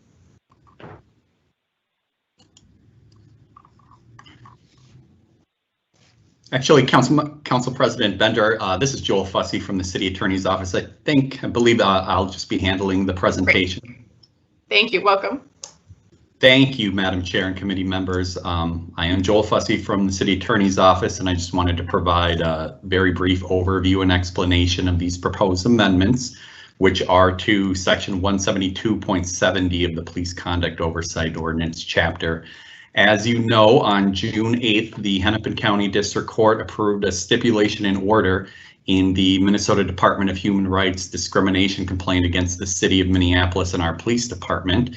And among a multitude of actions, the TRO requires that the City Council amend the Police Conduct Oversight Ordinance in 4 specific ways and within 90 days of the effective date of that TRO. The 4 mandated changes quickly include, first, requiring the chief's disciplinary determination upon receipt of the hearing panel's recommendation to be made within 30 days instead of 45 days.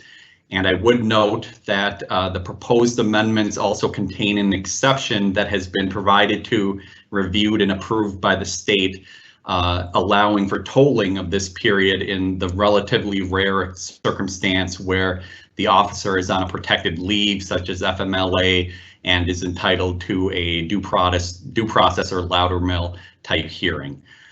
Second, the TRO requires the chief to issue a written memorandum explaining the factual and legal basis for the decision, or his or her decision, within that 30-day period on all merit recommendations. Third, requires the determination and memorandum that I just spoke of to be posted on a city website and made available for physical review to the extent permitted by data practices law. And fourth, it requires providing a remedy to a complainant when the timeline is not met. And this has been accomplished by providing a monetary penalty payable to the complainant in the amount of $200, which would double for each 30-day delinquency.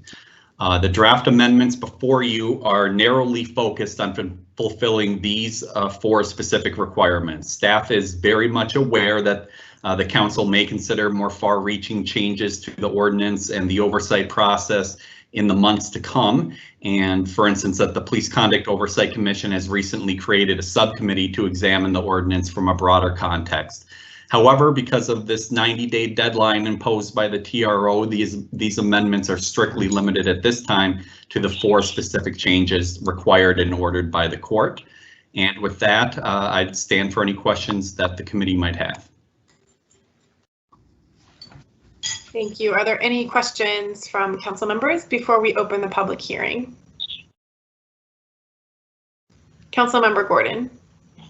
I don't necessarily have a question, but I just wanted to emphasize that last comment made by Mr. Fussy. In fact, we have opened the oversight ordinance in a parallel track just to do that, and I did go to the Police Conduct Oversight Commission and invited them to participate in that longer process where I think we'll be able to make bigger changes and a bigger difference. And I'll note that I'm listening carefully to public comments that are coming up in the next few minutes in light of that, as well as those that may be focused on the proposed changes of this that are before us today in response to the state's investigation into our 10-year track record of racist policing.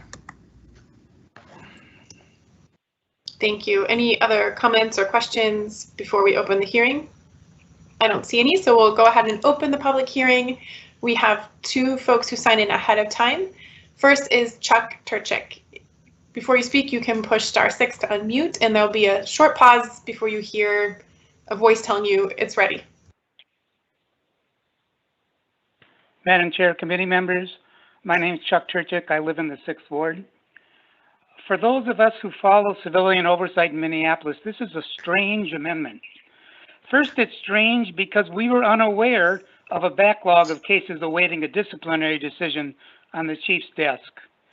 Second, it's strange because much longer delays are at other points in the process of the Office of Police Conduct Review's handling of complaints. For example, I filed a complaint where all of the possible evidence, it was an audio of a short radio interview, was in hand a day or two after I filed my complaint. I said I was open to mediation. The mediation took place 14 months later. For people filing complaints, those are the delays that count, not whether the chief has a 45-day or a 30-day time limit. Third, it's strange because if the chief was delinquent in making timely disciplinary decisions going beyond the 45-day period prescribed in the ordinance currently, he was in fact violating a city ordinance he had taken an oath to uphold.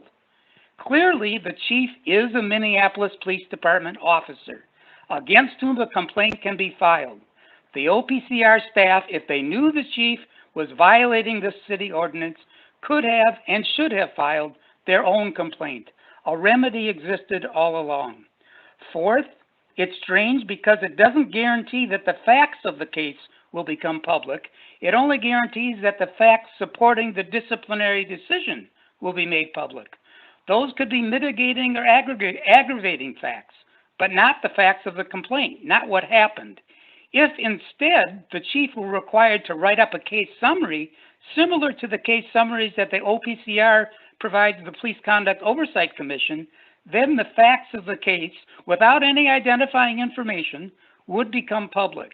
Then and only then could the public fairly evaluate the chief's disciplinary decision. And fifth, it's strange, but really not all that strange, that this provision in the stipulation and order you negotiated with the Minnesota Department of Human Rights was done in secret, just like the ordinance was developed, discussed, and written in secret.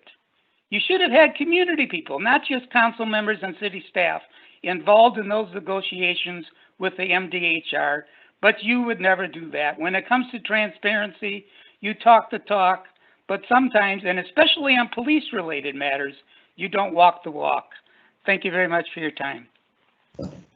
Thank you. Dave Bicking may not be on the line, but I'll see. And I'll just see if anyone else would like to speak as well. Okay, I have unmuted myself, but I get tremendous static in the background, but now it's okay. Great. Can you hear me okay? Yes, thank you. Welcome. Okay, it's cutting out, so I hope that this will come through okay. Yes, I'm Dave Bicking, South Minneapolis, and I have been looking at the statistics on the Office of Police Conduct Review, including the time involved for cases to go from the complaint to the final imposition of discipline. And as Chuck says, the problem is not the 30 days or the 45 days, though, I mean, it's good to clean that up. But looking at the statistics that we've gathered from years and years of filing data practice requests every 3 months, I can see that for people, civilians who have come into the OPCR and whose complaint has led to discipline, unfortunately, there are only 13 of those in over 7 years, but nevertheless, of those 13, the range in time it took from the filing of a complaint to the final discipline to happen ranged from 13 months at the minimum, so over a year, to 59 months, or practically 5 years. The average was 34 months. Our data is still a little bit vague on when the complaint was finalized, so it's probably closer to 3 years. So that discipline is not happening in a timely fashion as it stands, and a 15-day difference isn't going to be the main problem. For complaints filed internally that lead to discipline, those are complaints from supervisors, other police officers, that sort of thing. There's been 26 of those that have led to discipline. And for those, the time to discipline is anywhere from 1 month to 49 months, which is just over 4 years. The average in that case is 17 months, which is twice as quickly as complaints from members of the public. So I think this needs looking at in much greater depth than just making the change recommended by the Minnesota Department of Human Rights.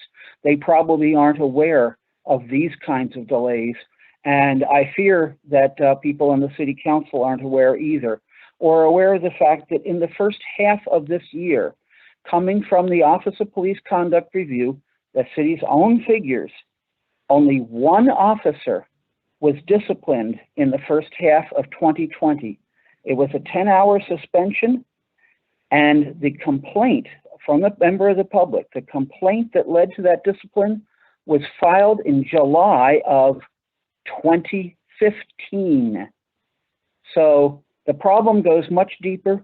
We're happy to share those statistics with you. I hope people will take an interest in the much broader problems with the Office of Police Conduct Review. Thank you very much. Thank you. Would anyone else like to speak? Anyone else? Seeing none, I will close the public hearing. Councilmember Palmisano. Thank you, Madam Chair. As the listed author of this amendment, I just wanted to remind my colleagues of a few things. First,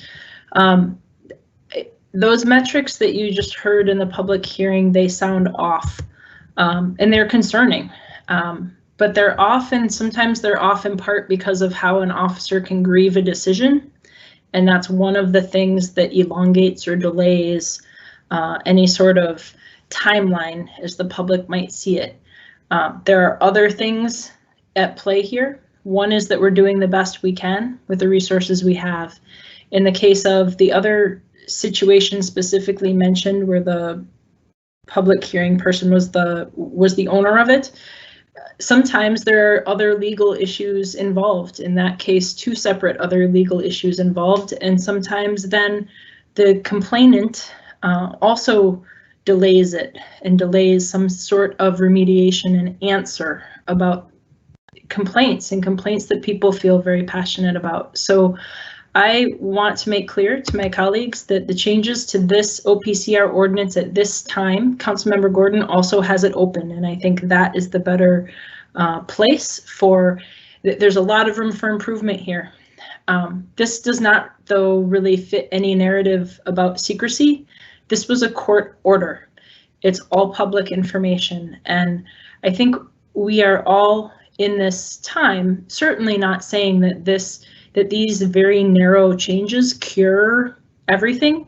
There will be a lot of additional work, but this is a court order that we are dealing with that the council approved. So these are the specific required ordinance changes that get us into being compliant.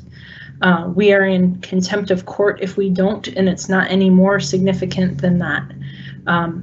So I begrudge the idea that this is some type of slow roll negotiation. It's not.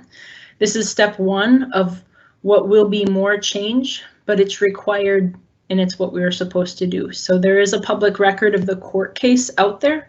It's very easy to go and watch those hearings.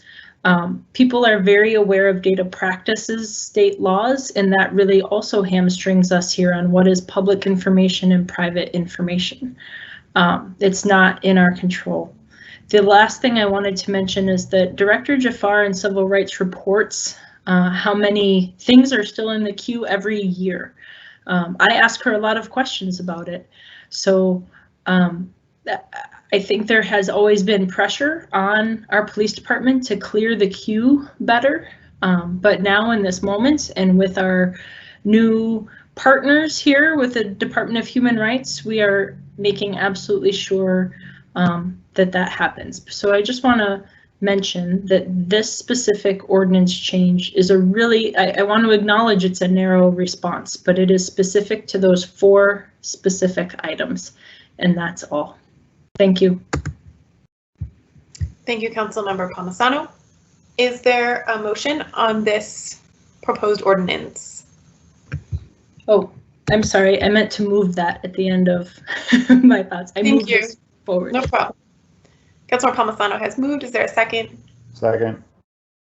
Is there any further discussion on this ordinance? I'll just note that we did receive an email version of some of the testimony as well to all the council members, and I know Councilmember Gordon has said here publicly, but also I know in conversation with council members that further work is coming, and so appreciate both the information that we've received in the comments as well as Councilmember Gordon's leadership to continue implementing change, or at least proposing change. Anything further? Seeing none, clerk will call the roll. Councilmember Reich. Aye. Gordon. Aye. Fletcher. Aye. Cunningham. Aye. Ellison. Aye. Goodman. Aye. Cano. Aye. Schrader. Aye. Johnson. Aye. Palmisano. Aye. Jenkins. Aye. President Bender. Aye. There are 12 ayes. That carries, and that will be forwarded to the City Council for final approval. The final public hearing is to consider several actions related to the Sabathani Senior Housing Tax Increment Financing Plan. Those will include passage of 2 resolutions and the authorization of a TIF redevelopment contract. And we have Tiffany Glasper from CPED here for that presentation. Thank you, President Bender and members of the committee. My name is Tiffany Glasper. I am a senior project coordinator in the Residential Finance Division at CPED. I'm before you today requesting the final 2 pieces of financing for the Sabathani Affordable Housing Senior Housing Project. Sabathani Senior Housing is a 3-story new construction project proposed to be located in South Minneapolis, Ward 8, at the southeast corner of East 37th Street and 3rd Avenue South. There are 2 actions before the committee today. The tax increment financing is the subject of the public hearing, and then I'll say a few words about an additional Affordable Housing Trust Fund award from the contingency pool. Sabathani Senior Housing will feature 48 total housing units in a mix of 0, 1, and 2 bedrooms. 44 units will have rents affordable at or below 50% AMI, and 4 units will have rents affordable at or below 30% AMI. The building will also feature 2,000 square feet of community services space, a fitness center, commercial kitchen, community garden, and a plaza and drop-off area for seniors. The project will also include the Sabathani Senior Living Center, which is currently located in the Sabathani Community Center. The Senior Living Center is financed and staffed through the Community Center and is not subject to the project financing. The building has been thoughtfully designed to allow access to all of the public and community spaces throughout the day while still ensuring security for the residents. This eagerly anticipated project will turn currently vacant, underutilized land into higher density senior housing, a needed community resource. And the project also assists the city in achieving its goal of 35 units of affordable senior housing in each ward by 2025. And I want to just quickly mention, your report mentions a playground, which is immediately east of the site, and it is open to the public, but it is not part of the project, and I apologize for that confusion. The total development costs for the project are estimated at just over $12 million. Developer participation in the project includes $200,000 in deferred developer fee and a land contribution valued at $50,000. To date, more than 11 million in sources have been secured for the project. The first action item is the tax increment financing. The developer has requested pay-as-you-go tax increment financing assistance from the city to help pay for eligible construction costs. The Sabathani Senior Housing TIF plan establishes a new housing TIF district. Pending City Council approval, the City of Minneapolis will issue a pay-as-you-go tax increment note in the amount of $745,400 to the project. The note does not obligate the city to make any payments to the note holder beyond the payment of 90% of the tax increment generated by the project. The tax increment financing plan provides a detailed breakdown on how the increment would be distributed and used. The plan was transmitted for the required 45-day review to Hennepin County, the Minneapolis School Board, City Planning Commission, the Whittier Alliance, area business associations, and other interested parties back on June 19th. And the developer has agreed to the city's recapture provisions.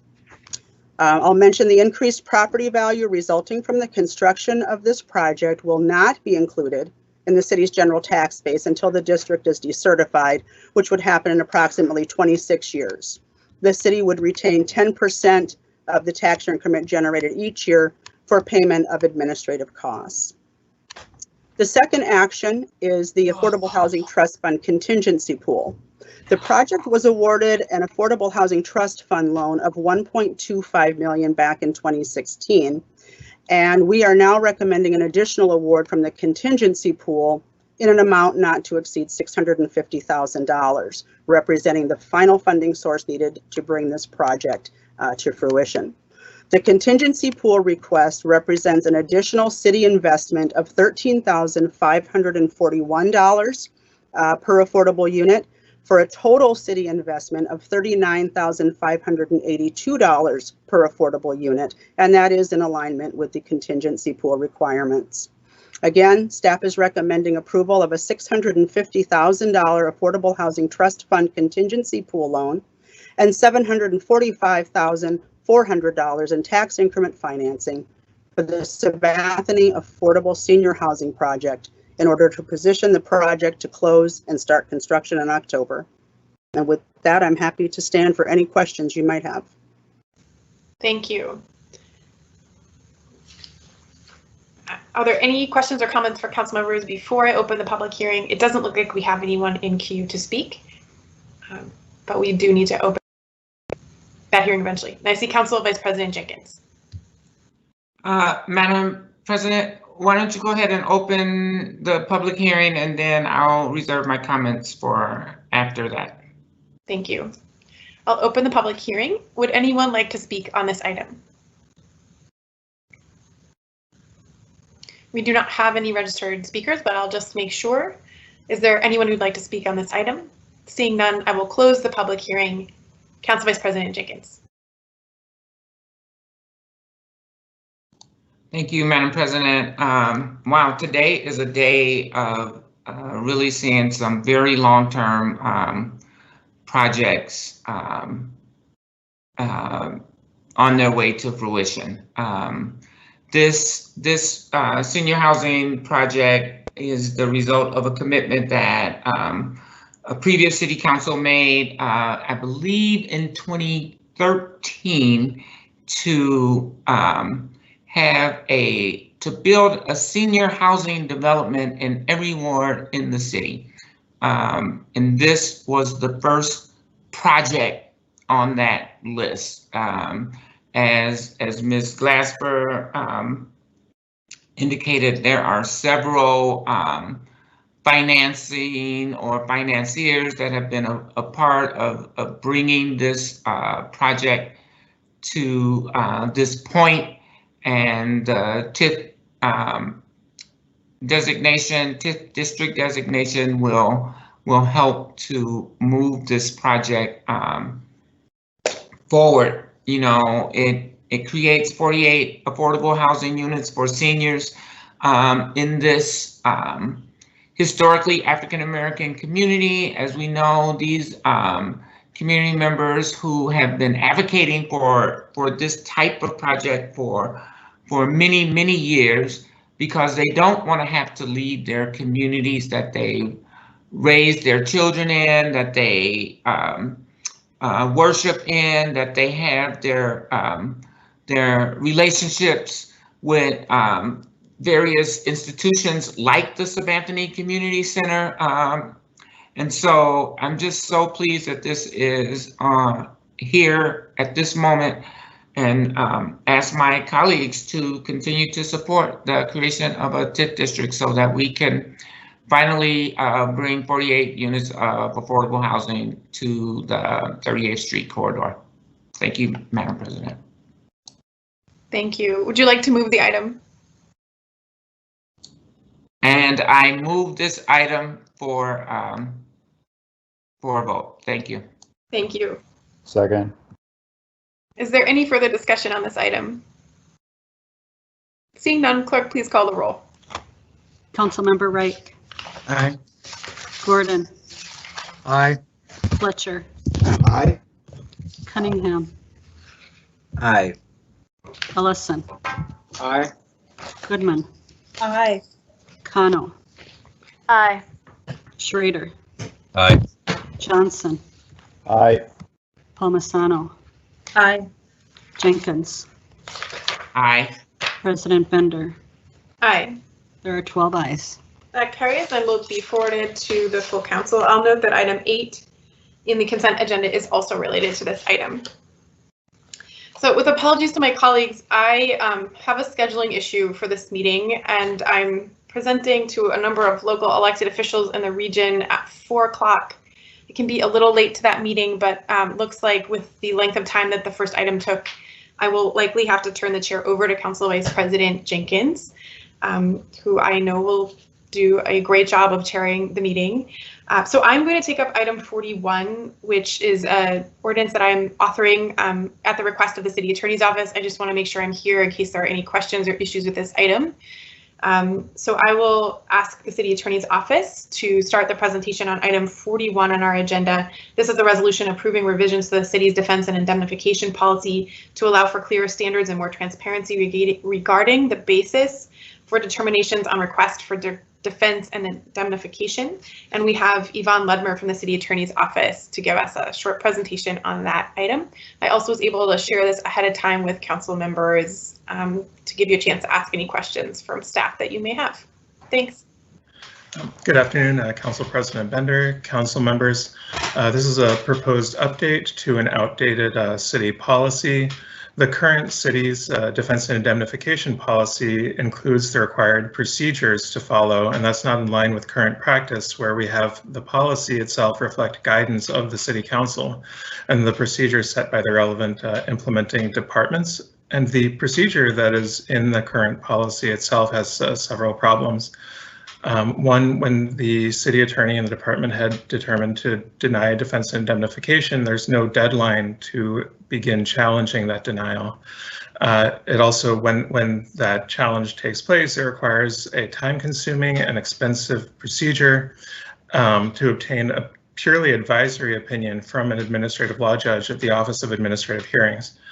This process could make the full defense and indemnification determination take years to resolve. And so if that decision is eventually overturned, it could require payment of tens of thousands of dollars to a private attorney who made various strategic and tactical decisions that then would no longer make sense necessarily given the provision of defense and indemnification. So that's the purpose of the proposed revisions. The revised policy would allow flexibility to update standards on defense indemnification if the state statute addressing those standards changes. It also would allow the city attorney to implement a faster and more transparent procedure that would avoid these extended periods of uncertainty on defense indemnification while cases either progress or while attorneys' fees build during cases that are stayed to allow defense and indemnification proceedings to complete. And it also would allow the city attorney to update the procedures to keep pace with the legal cases as they address what is required in these matters. And there was one as recently as last year. That's a short summary of this, and I'm happy to answer any questions that council members may have. Thank you. Are there any questions from council members? Seeing none, I will move this item. Is there a second? Second. Any discussion on the motion? Councilmember Palmisano. Thank you, Madam Chair. Just quickly, and not to belabor the point, I really appreciate your bringing this forward. I think this is, as you had mentioned, this is a staff-driven kind of change to our policy. And I just want to mention this is just one example of sometimes the mechanics of government are more complex than people realize. And taking a look at these small kinds of things will help us, I think, in the future as we look to translate bigger ideas down into policy. So this might seem like small pedantic stuff, but it really is going to make an improvement with the way that things flow and help government to work more at a speed that the public would expect. So thank you for bringing this forward. Thank you. Any further discussion? Seeing none, clerk will call the roll. Councilmember Reich. Aye. Gordon. Aye. Fletcher. Aye. Cunningham. Aye. Ellison. Aye. Goodman. Aye. Kano. Aye. Schrader. Aye. Johnson. Aye. Palmisano. Aye. Jenkins. Aye. President Bender. Aye. There are 12 ayes. That carries, and that will be forwarded to the council. Next, we'll have the consent agenda. We have 36 items on the agenda today. They're shown as items 5 through 40, and please let me know if you'd like to pull any items. Item 5 was a hold for the charter amendment that the Charter Commission acted on yesterday, and Mr. Carl, the city clerk, can address any questions based on the action from yesterday on that item.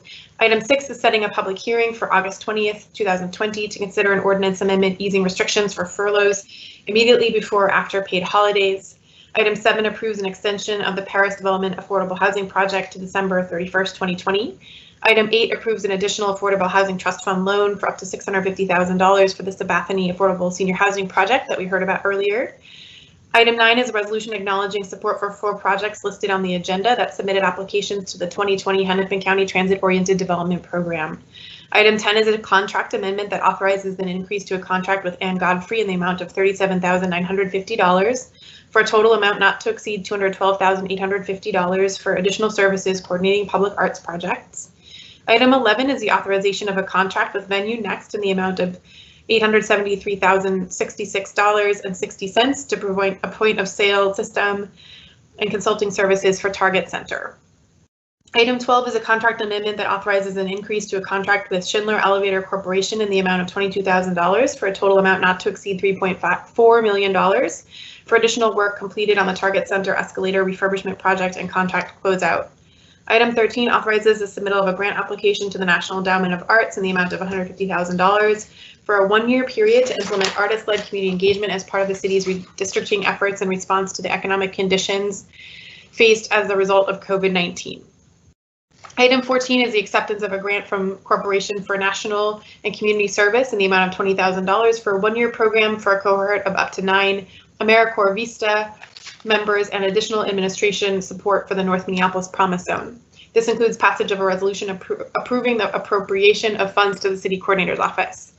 Item 15 approves the council appointment of Thorbjørn Adamson, seat 12, Ward 6, to fill an unexpired term ending December 31st, 2020 to CLIC, and this was initiated prior to the council member leaving office and will end at the end of the year so the new council member could appoint a new person if desired. Item 16 is a contract amendment that authorizes an increase to the contract with Ebert Inc. in the amount of $131,369 for a total amount not to exceed $2.8 million for construction modifications and minor architectural finish updates for the Fire Station Number 4 renovation project. Item 17 is acceptance of a grant from MDH in the amount of $18,295 for peacetime emergency relief for community mental health services and supports for the period August 2nd, 2020 through February 1st, 2021, and it includes an agreement with the Minnesota Department of Human Services for the grant, as well as the resolution approving the appropriation of funds to our health department. Item 18 is authorization of a contract with Health Partners and/or Minnesota Occupational Health in the amount of $500,000 per year for occupational health services such as pre-employment physicals, reasonable suspicion testing, fitness for duty, return to work physicals, and other workplace safety needs. Item 19 is the passage of a resolution that urges the Minnesota State Board of Investment to start a process to fully divest from fossil fuels in 2020. Item 20 is setting a public hearing for August 20th, 2020 to receive public comment on the 2019 Consolidated Annual Performance and Evaluation Report. Item 21 authorizes an extension to a contract with Smart Data Solutions, Inc. through August 31st, 2021 for scanning, record labeling, and data transfer services for the city's enterprise contact management system. Item 22 is a contract amendment that authorizes an increase to the contract with Conic, Inc. in the amount of $50,000 for a total not to exceed $435,000, and an extension through September 23rd, 2020 for support and maintenance of the city's election management system. Item 23 amends a contract with Intech Software Solutions in the amount of $200,000 for a total amount not to exceed $700,000. Item 24 is a contract amendment that authorizes an increase to contract with the State of Minnesota Homeland Security and Emergency Management Joint Powers Agreement with the Minnesota State Fire Marshal in the amount of $37,500 for outstate mitigation of hazardous and explosive materials by the police bomb unit for a period of 5 years beginning July 1st, 2020. Item 25 authorizes an increase to the contract with Hennepin County Human Services and the Public Health Department in the amount of $150,000 for a total amount not to exceed $480,000 to provide mental health services to city residents experiencing a mental health crisis. Item 26 is the acceptance of a grant from the National Association of City Transportation Officials in the amount of $25,000 to support the 2020 Mobility Hub project. This includes passage of a resolution approving appropriation of funds to the Public Works Department. Item 27 is authorization of an agreement with Northern Excel Energy for fleet electrification. Item 28 is a resolution that amends the 2020 Capital Improvement Appropriation Resolution authorizing closure and appropriation adjustments for capital projects. Item 29 authorizes an increase to a contract with SM Henches and Sons in the amount of $465,671 for a total amount not to exceed $2.7 million. Item 30 is a contract amendment authorizing an increase to a contract with Landbridge Ecological, Inc.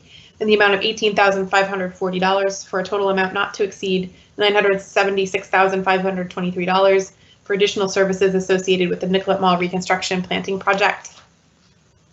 Item 31 authorizes an extension to a contract with R Streets Minneapolis, formerly the Minneapolis Bicycle Coalition, for a 1-year period through December 31st, 2020 to provide services for the 2021 open street season, in part because this year's events were canceled. Item 32 is authorization of a contract with ABM Parking Services, Inc. in the amount of $122 million for a 3-year term with 2 1-year renewal options for professional management of the municipal parking system. Item 33 authorizes a contract with Hennepin County for pedestrian safety and traffic signal improvements included in the Portland Avenue project. Item 34 is passage of a resolution approving an increase of $350,000 in the 2020 Public Works Water Capital Improvements appropriation for the Columbia Heights Campus Upgrades project. Item 35 is passage of a resolution approving an increase in the appropriation and revenue for the Hennepin Avenue Street Reconstruction Project by $2.3 million in Metropolitan Council funds. That project extends from Washington Avenue to 12th Street. Item 36 approves the layout and easements for the Grand Avenue South Street Reconstruction Project between Lake Street and 48th Street West. Items 37 through 39 set public hearings for September 24th, 2020 to consider the assessment of fees for sanitary sewer, snow and ice removal, and sidewalk repair services charges that remain unpaid. And item 40 is the acceptance of a low bid from Minger Construction Companies, Inc. in the amount of $2.7 million to provide all materials, labor, equipment, and incidentals necessary for the Aldrich Avenue Water Main Crossing project. Would anyone like to pull any of the items from the consent agenda? Seeing none, I will move the consent agenda. Is there any discussion on any of the items or comments from council members?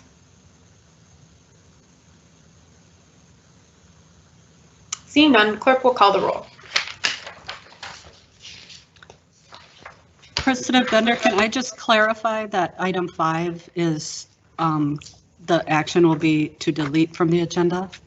Oh yes, with apologies. Thank you. Yes, so my motion to clarify, is to approve all of the other items and to delete item 5, which is now not relevant because of the Charter Commission's motion yesterday or action yesterday to give themselves 90 more days to consider the amendment that we had forwarded. So we don't have one back in time. Councilmember Reich. Aye. Gordon. Aye. Fletcher. Aye. Cunningham. Aye. Ellison. Aye. Goodman. Aye. Cano. Aye. Schrader. Aye. Johnson. Aye. Palmisano. Aye. Jenkins. Aye. President Bender. Aye. There are 12 ayes. Those items carry and will be forwarded to the council meeting. And just to clarify for that Charter Commission item, after the 90 days completes, we will expect a report from the Charter Commission, and that will come on a future agenda. This brings us to item 42, which is presentation on the future of community safety work group. There'll be several staff participating in this discussion, along with Councilmember Cunningham, who on behalf of the council is leading that work group. As we begin, I will officially turn the chair over to Council Vice President Jenkins. I will stay for this presentation, but in case I need to leave, I don't want there to be any disruption. So with that, we'll begin the presentation, and I'll turn the chair over to Council Vice President Jenkins. Thank you. Thank you, Madam President. And I am not sure who is providing the presentation. I'm going to assume that it is someone from the public health department. President, I will be kicking off today's presentation. Oh, okay. That is not in my notes, but thank you, Councilmember. Yes. Yes, good afternoon, everybody. As stated, I will be kicking off this afternoon's presentation from the Future of Community Safety Work Group. I know that it's at the end of a rather long meeting where we've already had quite a bit of discussion, so I hope folks can kind of shake it off, drink some water, because we got a lot of really important content in this presentation around what the plan is and process is for the work that's ahead with reimagining public safety in our city. So for the record, my name is Philippe Cunningham, and I'm the 4th Ward City Council member and the lead council member for this overall process of reimagining public safety in our city. I will be joined in today's presentation by Brian Smith, Director of Performance and Innovation, Sasha Cotton, Director of the Office of Violence Prevention, and Dr. Ebony Adebayo with the Division of Race and Equity, whom we are grateful to have with us today, as Joymar Stevens, Director of Race and Equity, is out of the office.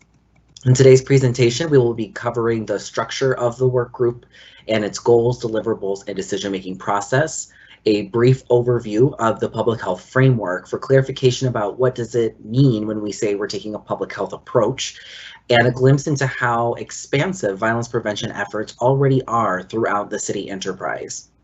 Given the Office of Violence Prevention has only presented to the Public Health, Environment, Civil Rights, and Engagement Committee, Director Cotton will highlight a few examples of tertiary prevention strategies currently underway for grounding in the kind of work we're talking about here.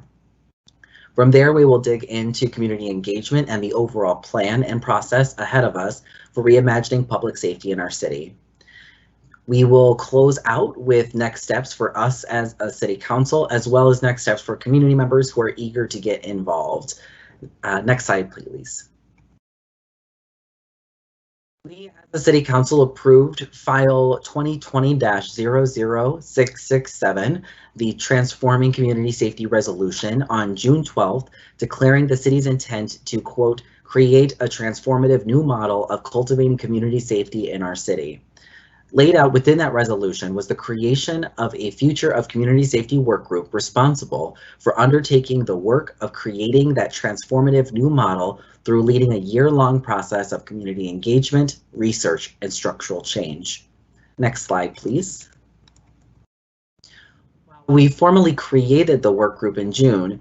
We began laying the groundwork for transforming public safety systematically in our city after the robust community engagement process involved with the Minneapolis 2040 plan and the subsequent public safety goal seen here. For the public record, I will read it aloud. The Minneapolis 2040 public safety goal is to prioritize collaborative, multi-sector, community-inclusive approaches to ensuring safety for all our community, members of our community. On the right side of the slide, you will see the future of community safety work aligns with 3 out of the 6 action steps, including follow a public health approach to ending violence by reducing the factors that put people at risk for being involved with violence. Expand the use of non-enforcement, community-driven public safety strategies and responses, such as restorative practices that can address and repair the harm caused by a crime. And maintain and enhance a public safety infrastructure that improves response times to police and fire calls, implements new technologies, provides operation and training opportunities, and improves communication among public safety agencies. How these action steps will be implemented is included throughout the presentation. Next slide, please. Taking the mandate from the City Council and community, the work group approved a process and end goal. Through the process of transforming safety, the goal is to use a human-centered design approach that centers Black, Indigenous, and people of color communities, engage residents who are disproportionately impacted by police and community violence, and victim survivors of crime, of community, domestic, and sexual violence to co-design new systems of public safety.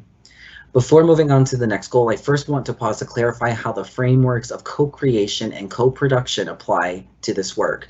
These frameworks are from Jocelyn Bourgon's The New Synthesis of Public Administration, which is rooted in quite a lot of evidence from around the world. Co-creation happens when a diversity of perspectives are brought together with the resources and assets of the city, service providers, and community members to co-invent solutions adapted to the local community's needs. The parameters for the collective efforts take into account the legal, fiscal, or administrative constraints that may limit possibilities.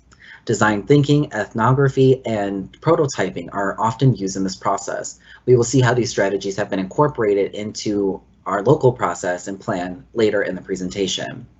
Co-production is also important because it directly engages community members in the actual production of the results. It makes active use of people's strengths and assets and requires a shared responsibility for the outcome. That means we all work together to make our city safer. Co-production is also rooted in the direct relationships between the city and our residents. We co-produce the services, systems, and results through a relationship of mutuality and shared responsibility. Through that intensive, complex work, the end goal is to bring forward solutions and strategies to build a multidisciplinary, comprehensive system of public safety rooted in public health, community, and justice that keeps all Minneapolis residents and communities safe. From here, I will pass it now to Brian Smith, Director of Performance and Innovation, who will discuss the structure and deliverables of this work group and process. Brian can take it from here. And unmute myself and try to stare at the right camera since I have like 3 screens in front of me. Good afternoon, Chair Jenkins and members of the committee. My name is Brian Smith. I'm the Director of Performance and Innovation in the City Coordinator's Office. I'm going to give a brief overview of the Future of Community Safety work group structure and work group deliverables. If you have any questions, please feel free to interrupt me during the presentation or save your questions for afterwards. The Future of Community Safety work group is made up of a core leadership team. The members of that core leadership team include Councilmember Cunningham, Director Sasha Cotton from the Office of Violence Prevention, Director Joy Marr Stevens from the Division of Race and Equity, and myself. We'll be responsible for project managing the work of the Future of Community Safety work group, which is made up of city council members and internal staff from various departments throughout the city. Work group members will be designated as co-chairs along with community members to lead the 4 subcommittees along with community members, to lead the 4 subcommittees that we have identified as necessary streams of work to accomplish deliverables set out in the Future of Public Safety Resolution. Next slide.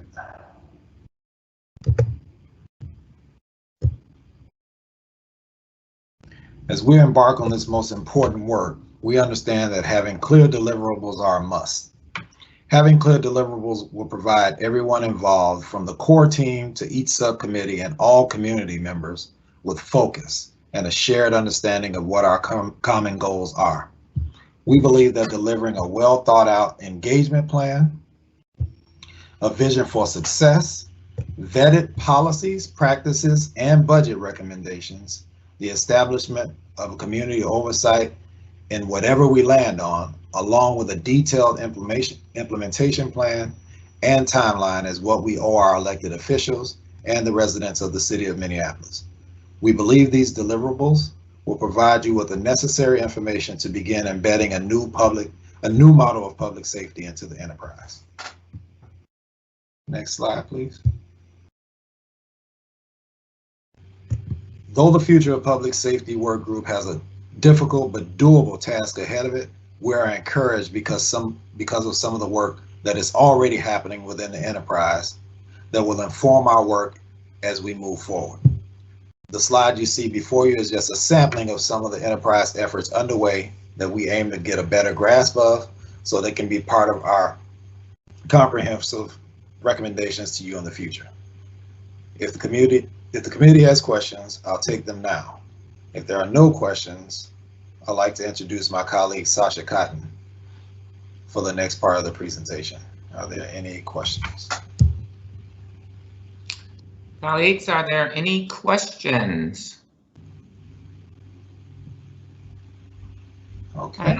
I don't think so, Mr. Smith, so we can go ahead to Ms. Cotton. Thank you. Good afternoon, Chair Jenkins and committee. I will be providing a brief overview of the public health framework, as well as some information about some tertiary work happening in the Office of Violence Prevention. Feel free to stop me if there are any questions on any of the slides or information provided. Otherwise, I'm also happy to take questions at the end of the presentation. The reason why we wanted to go over the public health framework is because it is really what we've been trying to ground the progress of the violence prevention work and the public safety reimagining efforts in.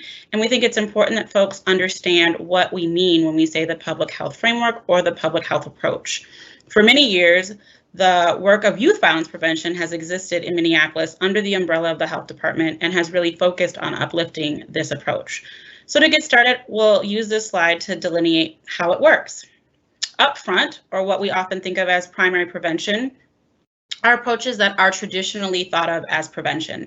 They're the things that we can do before any violence happens that can address the underlying needs that exist in communities that we believe may be vulnerable to violence, but also overwhelmingly in communities across the board. So these are things like healthy youth development, engaging with neighbors, ensuring that our communities are healthy, happy, and hopeful, and that people generally have the resources that they need to be successful and to thrive.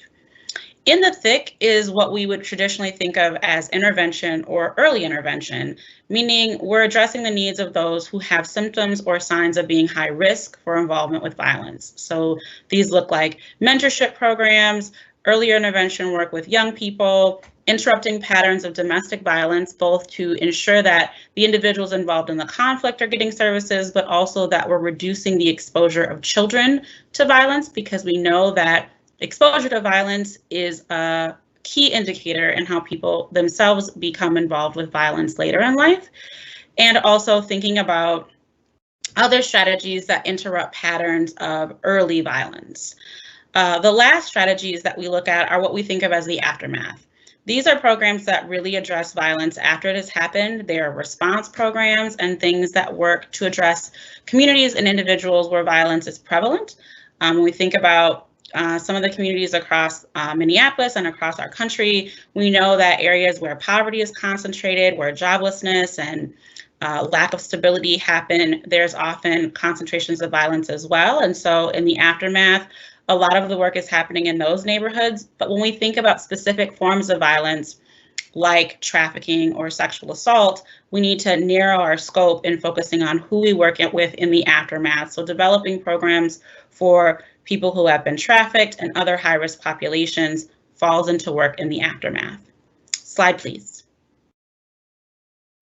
Understanding solutions and the prevention pyramid.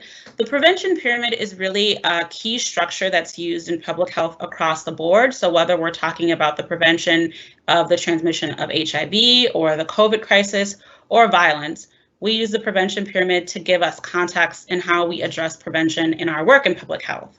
So the base of your prevention pyramid is primary prevention. That, again, really looks at designing and developing sustainable things in our communities that keep them safe, healthy, and hopeful. We know that in communities and with individuals, when their basic needs are being met and when they have the things that we think of as protective factors, so healthy connections, stable housing, stable employment, that those factors really play a key role in reducing violence. And so that is the base of our work and where we want to focus as much as we can on addressing violence before it happens. Secondary prevention, which is the middle piece of the prevention pyramid, is again being able to predict where there may be high risk based on research and numbers for violence, and being able to address the needs of those individuals and communities where violence is a risk factor as early as possible. We know that the sooner we provide interventions, the more likely they are to take hold, and the faster we can begin to mitigate the outcomes of that violence. And the tip of the pyramid is what we call tertiary prevention, and that is really focusing on those individuals and communities where repeat instances of violence are predictable and likely, and also are often documented, and ensuring that we are doing all that we can with the small population that is often overly victimized by violence, but ensuring that the likelihood for that continued pattern is mitigated is incredibly important to the public health approach. And so just to contextualize, we really think of violence like other viruses and diseases, that it is not an inevitable outcome. It is something that can be prevented and mitigated. Yes, there will be transmission. We live in a society that is imperfect, and so violence is likely to happen, but we can reduce the rate at which it happens by being strategic and developing programs and plans that cut across all three of these sectors to ensure that we're thinking about prevention, true intervention, reentry, and enforcement. So our approach always includes all four of those elements. The public health approach is not about the exclusion of any other strategy, but is really about lifting up all of the things that are in our toolbox to keep our communities safe in the realms of prevention, intervention, reentry, and enforcement, to predict and analyze and provide services that cut across all of the areas that we've talked about in the prevention pyramid. Next slide, please. And next slide, please. So now I'm going to jump into some of the service provision that's available. I'm going to talk today specifically about some of the tertiary programs that we offer, knowing that many people are concerned about how we will be able to continue to work with populations impacted by violence as we begin to reimagine public safety. We want to ensure people that there are models that we are currently following, things that we can enhance and grow to better address the needs of our constituents. Next slide, please. Next step is our hospital-based model. It has been operationalized since 2016.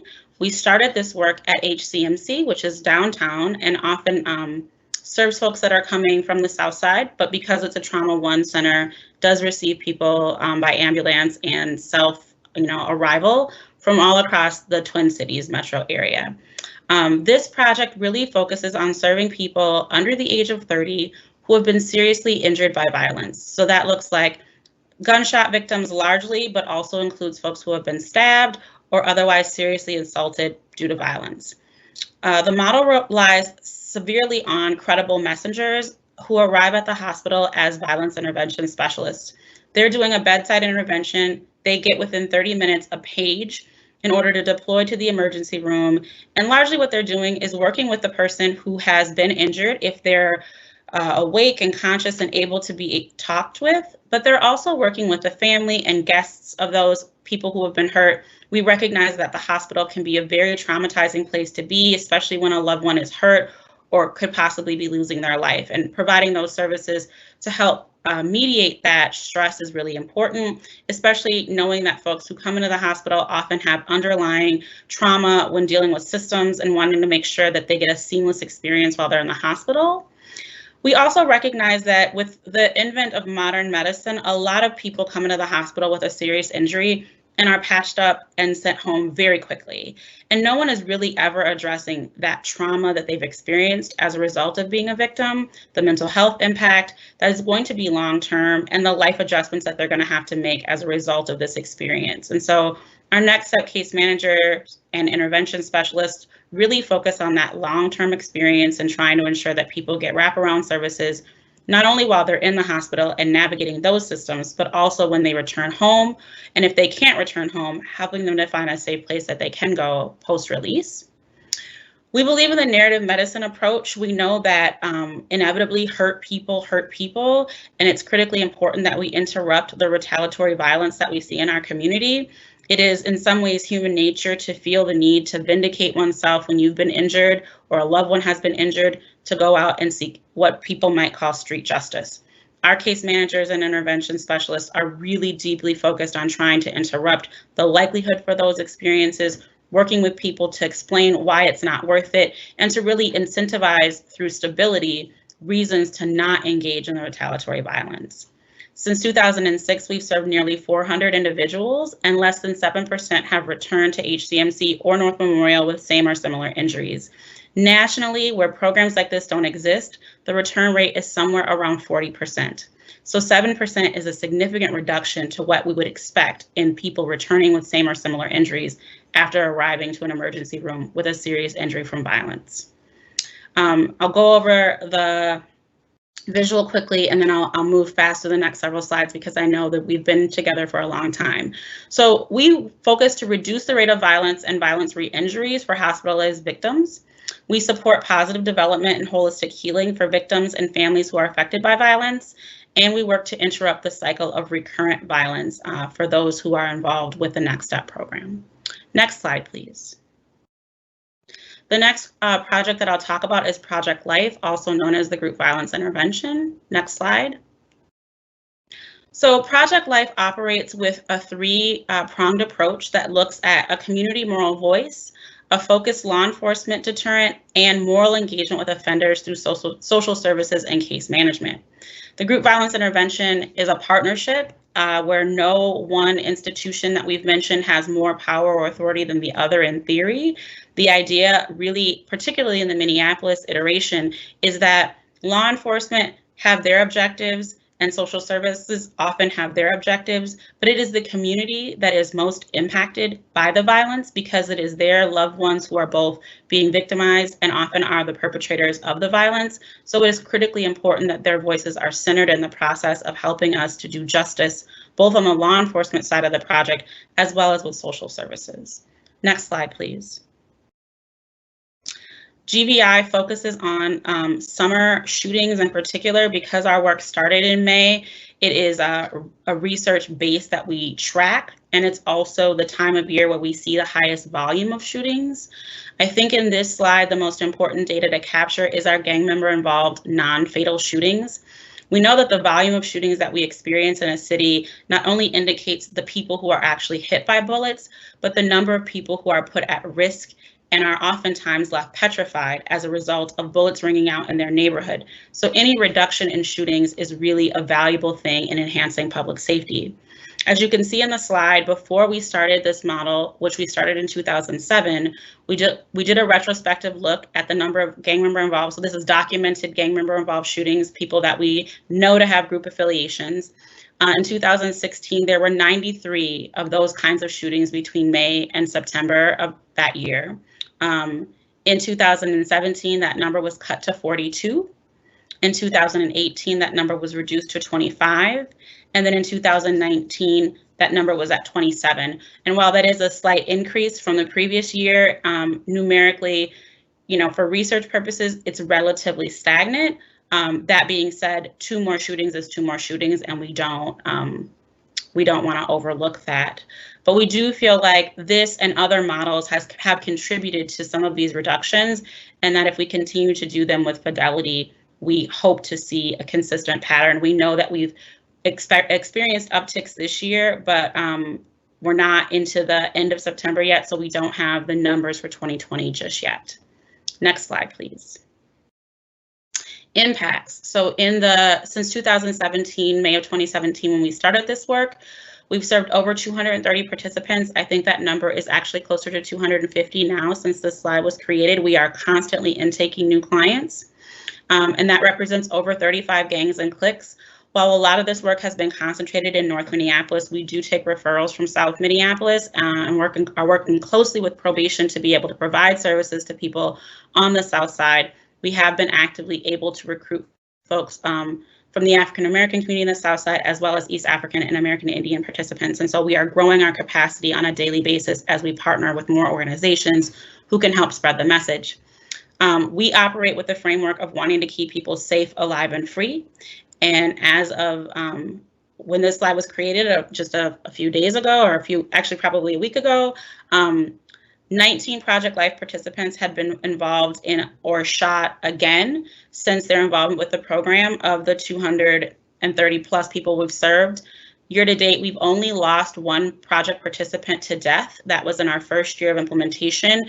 It is a deep tragedy to our staff, and something that we are always focused on trying to keep that number as low as possible and free. It's important that people, to the degree that it's possible, remain free from prison and incarceration if we can ensure that they're not involved in criminal activity, particularly with gun violence. So just 31 Project Life participants have violated probation and have been reincarcerated or incarcerated initially as a result of probation violations.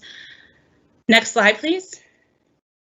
We also wanted to highlight that there is a lot of work happening across the enterprise as it relates to violence prevention. So while the Office of Violence Prevention works to coordinate some of these efforts and does house a number of programs, there is work happening across the enterprise. The Office of Violence Prevention is housed in our Public Health Department, but in addition to that, there are programs in Animal Control, our City Attorney's Office, our City Coordinator's Office, Civil Rights, CPED, the Fire Department, Neighborhood and Community Relations, the Youth Coordinating Board, and while not listed here, in our Police Department, there are a number of violence prevention strategies. So we are not starting from scratch as we begin to reimagine what public safety can look like. We do have things to lean into, as well as relationships both locally and nationally with experts on the issue of public safety and violence prevention. And I believe that concludes my section of the presentation. I am happy to take any questions that might have come up during my presentation now or at the end of the overall presentation. Otherwise, I would pass it to Dr. Adedayo.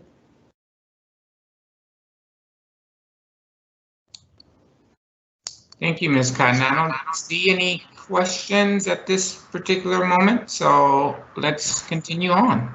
Thank you for your time. Good afternoon, Chair Jenkins and members of the City Council. My name is Ebony Adedayo. I do want to make a correction that I do not have my doctorate yet. I appreciate the acknowledgement, but it's a long process. I just want to make that clarification for the purposes of the public record. I will be talking about community engagement during my segment of the presentation.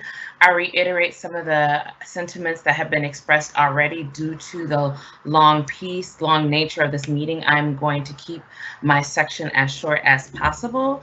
I also want to iterate that as we think about and envision community engagement within this work group, we are thinking about community engagement of not doing things as business as usual. We really want to make sure that we are drawing on the strengths and the assets and the knowledge of community as we move this work forward. So next slide, please.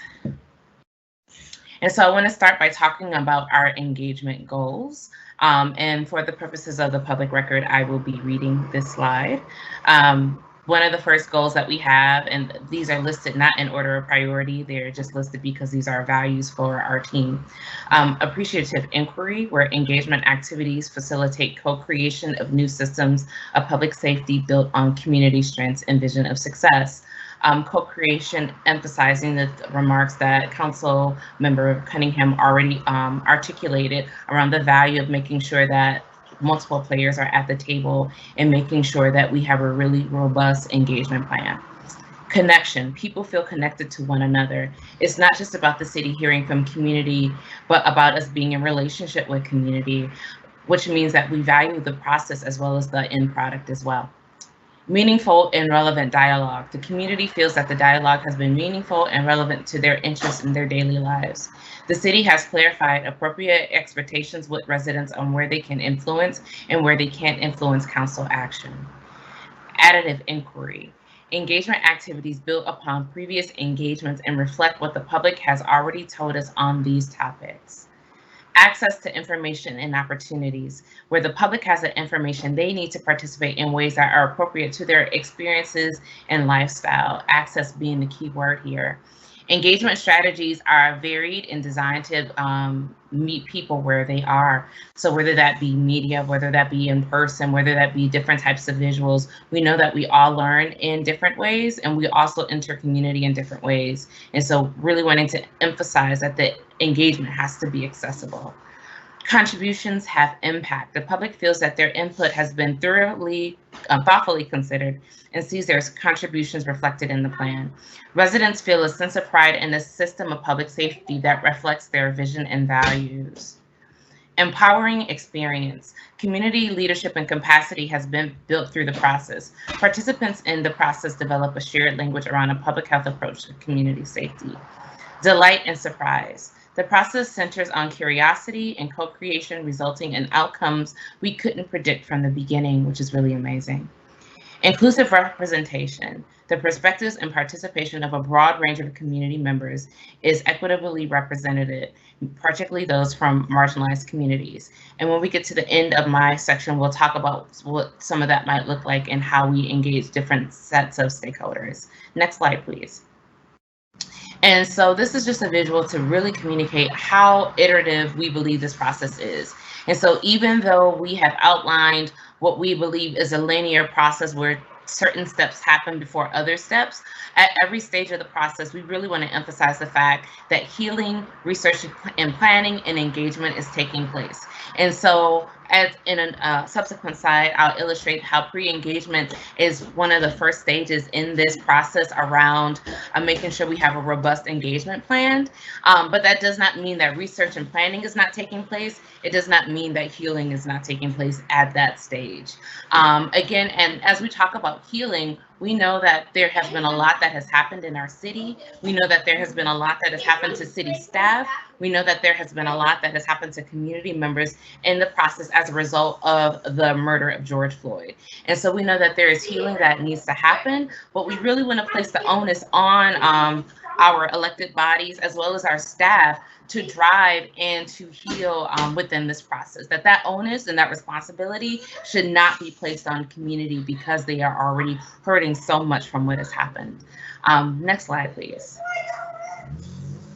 So these are 5 phases of the work. We mentioned co-creation as one of the key value statements that we have in doing this community engagement plan. And so these are high-level phases that we've mapped out to help us get to the end goal of having recommendations. And so as we have these phases, there's a lot of flexibility, a lot of nuance, and again, really emphasizing the fact that we believe that this process is iterative, and so there may be a lot of ebb and flow as we move forward to try and prototype new things.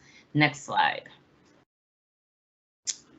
Actually, can we go back to the following slide? I didn't say what the phases were. So phase 1 being pre-engagement and planning, phase 2 being research, phase 3 being long-term engagement, phase 4 being solution development, and phase 5 being recommendations. Now the next slide.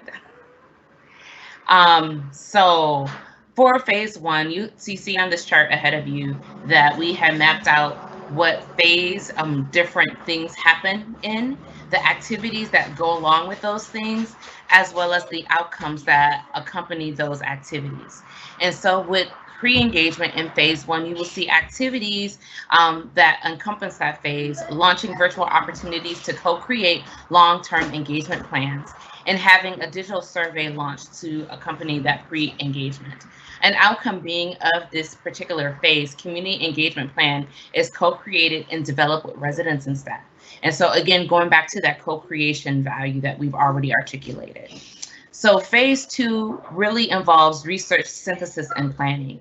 So with research, establishing research teams, gathering existing data and information, conducting literature review about what the different things mean. Like, what does defunding police mean? What does abolishing police mean? What is demolishing? Like, there are so many different there's a lot of jargon that's happening, and we want to really be able to understand like what these things mean and what is the literature that's already out there that exists that can help support the work as we have this year-long inquiry around what the future of community safety will look like. The outcome being shared understanding of what we know and what community has already told us about their experience. Also wanting to emphasize in this research phase that, as Sasha has already articulated, that there has been a lot of ongoing work within various departments. And so community members within those departments have already told us how they have felt about community safety. And so research, being able to draw on what people have already told us over the years of doing this work, really factors into this phase as well. Synthesis, sort existing data into things categorized by specific problems or pain points experienced by residents. In this phase, we engage community stakeholders and staff to create and validate themes around what the research is saying. The thematic challenge areas are identified and verified with the community, so that is the outcome in this particular stage. Planning, identifying key audiences to engage for each challenge area. Developing engagement objectives, tactics, and questions, building partnerships to lead and guide engagement. As I will have articulated, we believe that there are different sets of stakeholders that we need to engage throughout this process. And so we want to make sure that as we want all of the engagement to be accessible, that we're building partnerships that actually meet the audience's needs as well. And so the outcome of this planning stage is that we have a deeper dive and engagements are designed for each thematic challenge area. Next slide, please. Phases 3, 4, and 5 are not as detailed as phases 2, because again, we were wanting to leave this process open to make sure that the opinions and the thoughts and the experiences of community members are really reflected in how we do the work. And so we have some high-level bullet points for each of these phases. For phase 3, we really believe that that's about long-term engagement, which means capturing resident experiences, collaborating with residents on developing ideas, and exploring solutions with each thematic challenge area. The outcome with that being solutions to community safety that center resident experiences to make sure that they're captured and that they are prioritized. Phase 4, solution development, vetting and feasibility of ideas.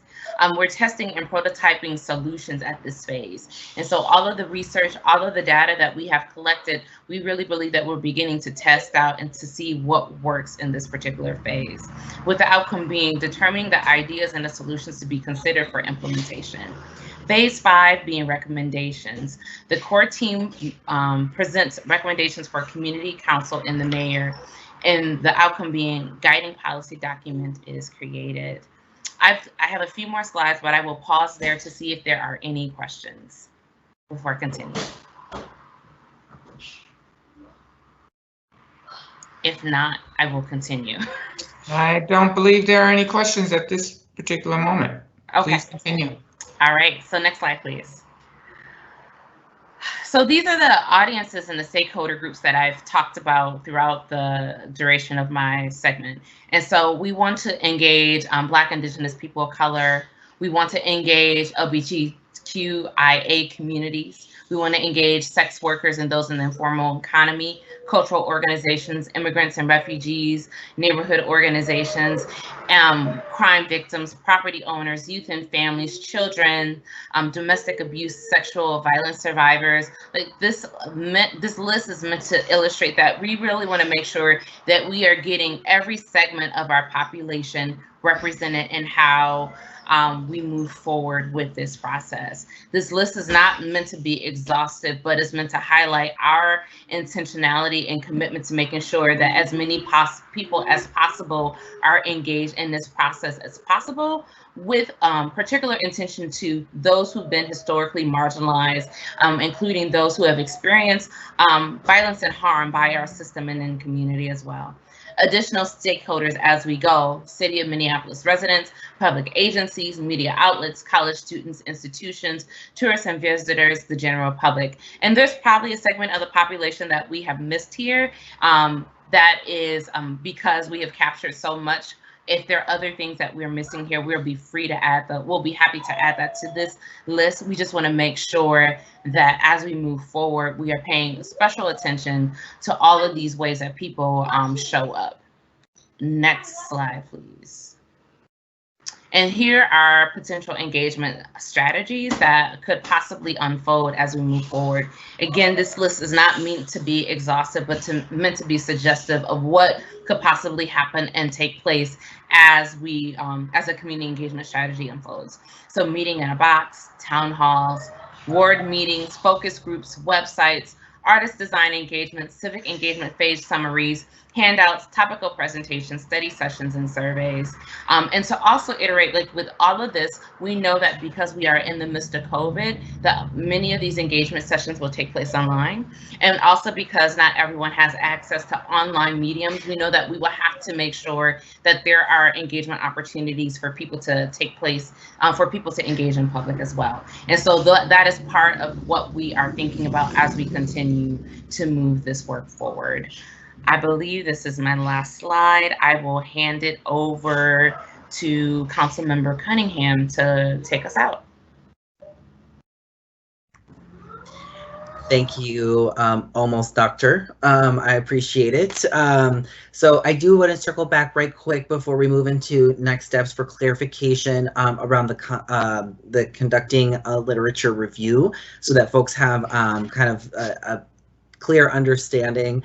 The literature review will also include background on what are other cities doing, what are other examples of models, what are the evidence, gathering that information to be able to be a framework and to create shared definitions around what we're hearing in the public discourse, so that we have an understanding as a city how people are showing up to the conversation with a shared understanding, since those various slogans are being used and meant in different ways. So, but the literature review is really going to be a very important time for us to be able to culminate a bunch of research around what else is happening in the country.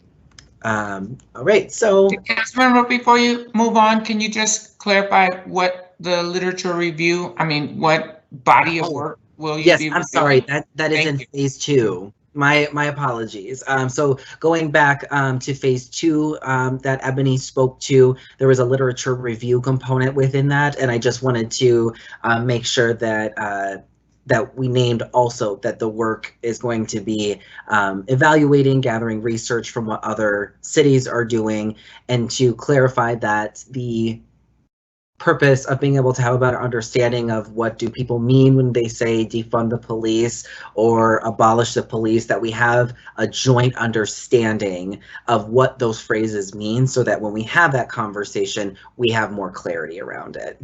Thank you for giving. No, thank you. I appreciate it. Yep. So to bring things full circle today, I will be discussing the next steps so council and community members know what to expect moving forward. Next slide, please. So we just did a rather deep dive into community engagement and the process, what to expect, but I want to remind everyone of what happens beyond engagement. With the data, evidence, and co-created solutions gathered through the first 3 phases, The Future of Community Safety Work Group will then transition into systemic change by bringing forward prototyping recommendations, which will include strategies to be tested on a small scale to learn what works, what doesn't work, and how to improve those strategies before scaling and institutionalizing them. The work will also include necessary policy changes to clear barriers for the implementation of new strategies and systems that have been co-created. I will speak more to the implementation plan here shortly. Next slide. There will be several key decision points ahead for the City Council to ensure transparency and public discussion throughout this complex process along the way. First, following phase 1, the Future of Community Safety Work Group will bring forward a community engagement plan for the City Council to discuss and approve. This will lay out details like a timeline, specific strategies, community partners, etc. What will emerge from the initial engagement will be a community-defined vision of success. We as a council will acknowledge this vision by taking an appropriate action on it to affirm it as the basis on which we shall proceed in the rest of the work. Again, following engagement, the work group will then bring forward recommendations for prototyping and testing strategies. That work will inform the development of an implementation plan, which will have the specifics necessary for full implementation of recommendations. This will include information like budgetary implications, systemic restructuring, staffing needs, and other specific details. Lastly, given the budgetary implications of implementing a new system of public safety, we as a council will have that work ahead of us as well. Next slide, please. We know that there are many community members who are eager to dive into this work as soon as possible, so here are 3 specific items they should be aware of as opportunities to get involved in the very near future. First, there will be virtual and in-person, but physically distant, opportunities to engage in phase 1, which is the development of the community engagement plan. We want to try to democratize this entire process as much as possible. Additionally, there will be an online survey to begin gathering preliminary data on the community's vision of success. And just to be able to pause there, a vision of success answers the question, what does it look and feel like if the city were to get this right? If we as a city, not only City Hall and city government, but the residents as well, if we work together and co-produce the exact right results, what does that look and feel like? So that is what the vision of success means. Finally, there will be, given that there's a great diversity in the kinds of safety challenges we face as a city, there will be opportunities for community members to provide input on what specific areas we should focus on. So we've heard feedback already for challenges and issues like loss prevention and commercial sexual exploitation. And community members can then sign up for community committee work that will help inform prototyping and the implementation plan. I know we covered a lot today, but I can assure you we would probably spend a lot more time digging into the complexities of this work if we were able to. But we'll wrap it up there. So thank you, colleagues, and to the city staff who have stepped up, who already have so much work on their plates. Thank you all for being invested in this work. Next slide, please. We will now open it up to questions, comments, or feedback from my colleagues. Thank you, everyone. Oh, thank you, Councilmember Cunningham, and to all the staff involved, and to you, Dr. Adebayo and Brian Smith, and Miss Joy Mar Stevens. And yes, I did intend to call you doctor. You certainly are a doctor in our book. So we do have a question or a comment from council members Fletcher, Palmisano, and Gordon, in that order.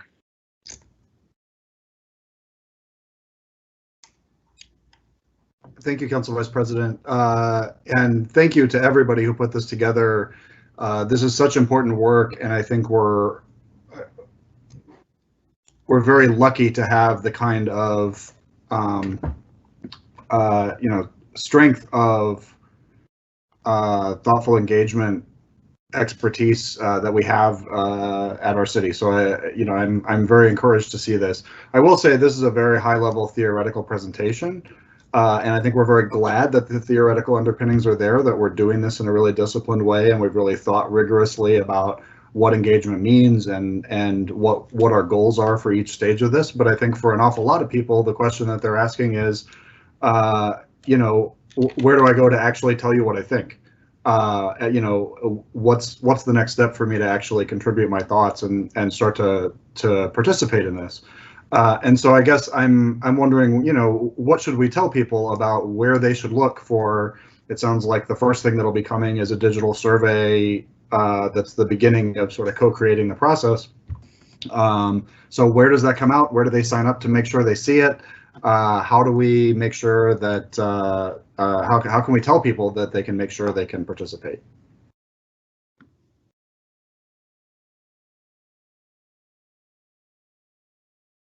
I can speak to that. Thank you for creating the space for this clarification. So we do have a community engagement subcommittee that will be convening to be able to work out the specifics and in the very near future. What that will then turn to is we'll be leveraging our partnerships through NCR. We will be leaning into all of you to be able to get that information out.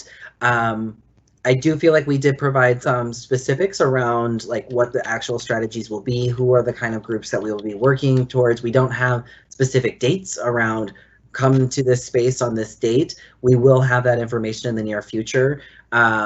So I would say that folks should turn to council members because we are going to be looking to you to be able to highlight that information. And we will be leveraging city communications who will be at the table, as well as neighborhood community relations. And I also open it up to any of my other co-presenters to be able to add to that.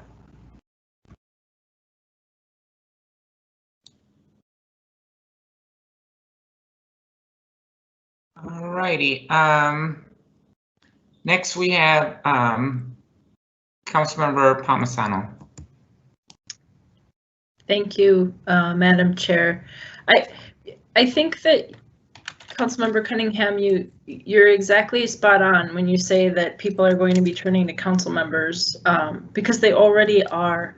And I had, based on our resolution after the death of George Floyd, the transformation of public safety resolution had been setting the expectation with people that reached out to me and in my ward forums that we would have more information on that engagement plan on July 24th.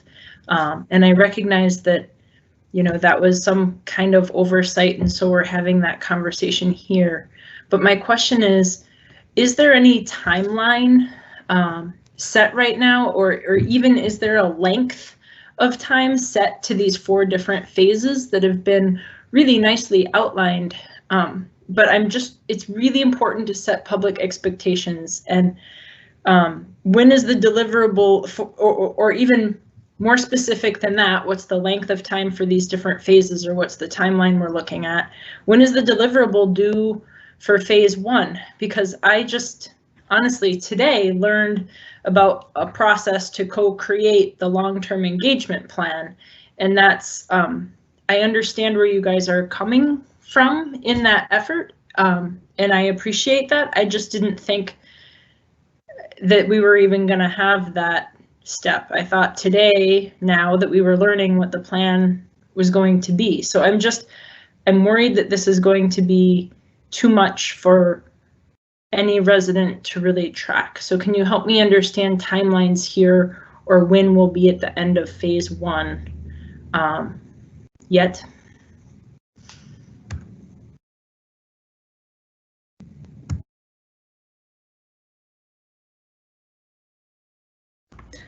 I suppose I can jump in again, but I do welcome my co-presenters to also jump in. So the intention to be able to have the community engagement, to be able to build the community engagement plan, is so that the city is not operating in a bubble and then saying, this is how we are going to engage you. This is a lesson that I feel like we as a city should learn from previous engagements where folks have given that feedback. You're telling us how you're engaging us rather than asking us how do we want to be engaged.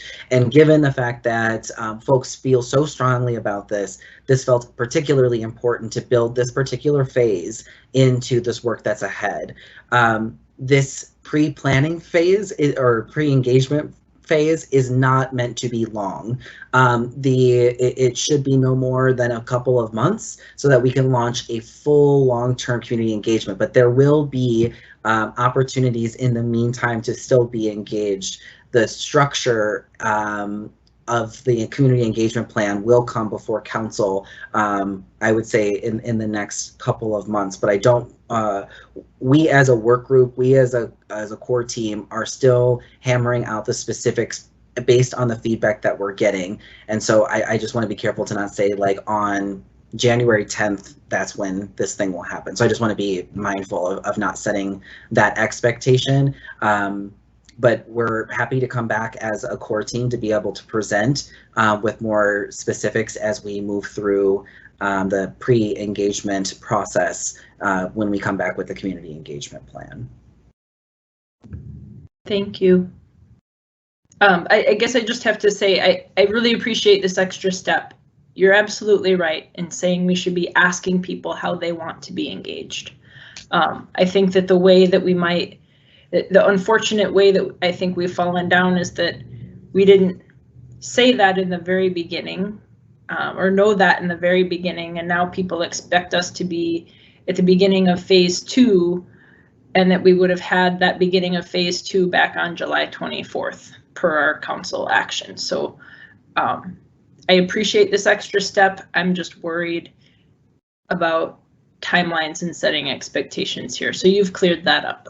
Thank you.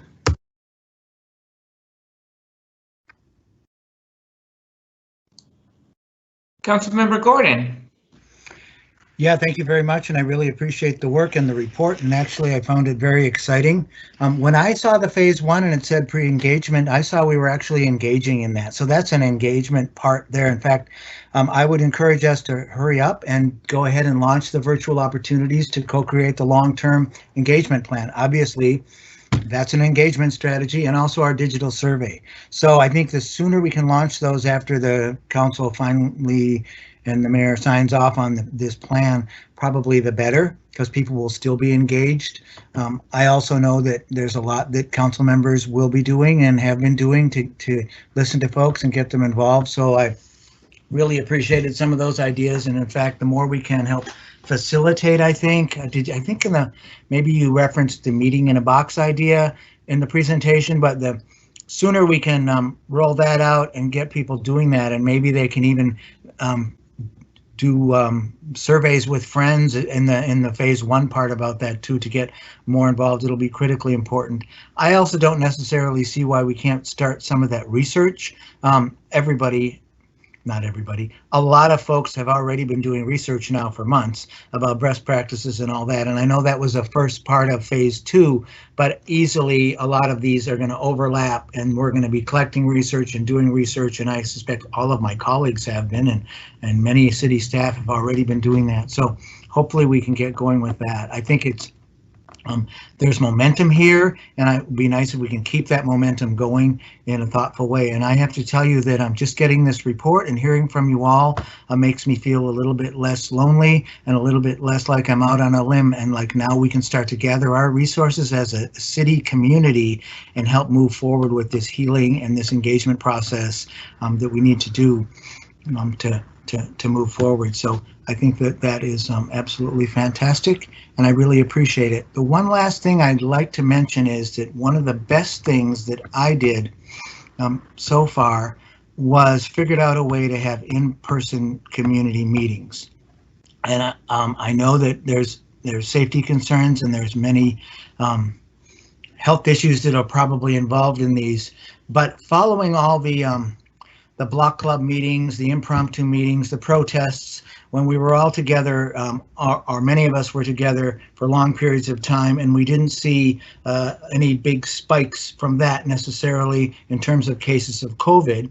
I went ahead and I was willing and I offered to do meetings outdoors in parks with masks, with social distancing and safety precautions to talk about this issue. And I had probably 150 people show up at one of the parks for one of those meetings, and we ended up having a really good discussion where everybody could see everybody, and we were kind of there in person. I also ended up getting invited to a block club, so some of the block clubs had kept meeting in yards, socially distanced, most in masks. The block clubs, maybe it wasn't quite so much. But I think that was really fruitful and worthwhile. So I hope we can keep that in the back of our minds, and I hope you can accept me if I decide that I'm willing to do a few more of those to hear from folks in Ward 2. And if any of my colleagues would like to maybe join and do some a little bit together, I'm open to that too.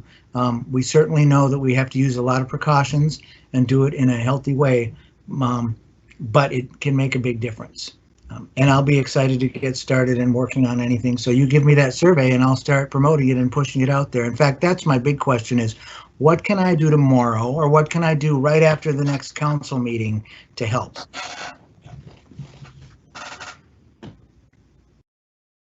Councilmember Ebony, you're muted. Sorry. Thank you for your comments, Councilmember Gordon. I wanted to thank you for what you said, but also to address some of the things in your statements. As we have been talking about engagement, one of the things I feel right now is this angst and this urgency around wanting to make sure that we are engaging the public as soon as possible, which I think is fair. The other piece with that comes along with that, though, is that people are still healing and people don't trust the city because what has continued to happen. And so as much as we feel this urgency to make sure that we go out and we do our due diligence around engagement, I just want us to be cautious around how urgent we feel that has to take place, and to go with community on this, to track with community on this, and not to force a city process because we have a deadline. And so like I'm feeling some tension around I feel like they're all well-meaning, but I'm feeling that tension right now.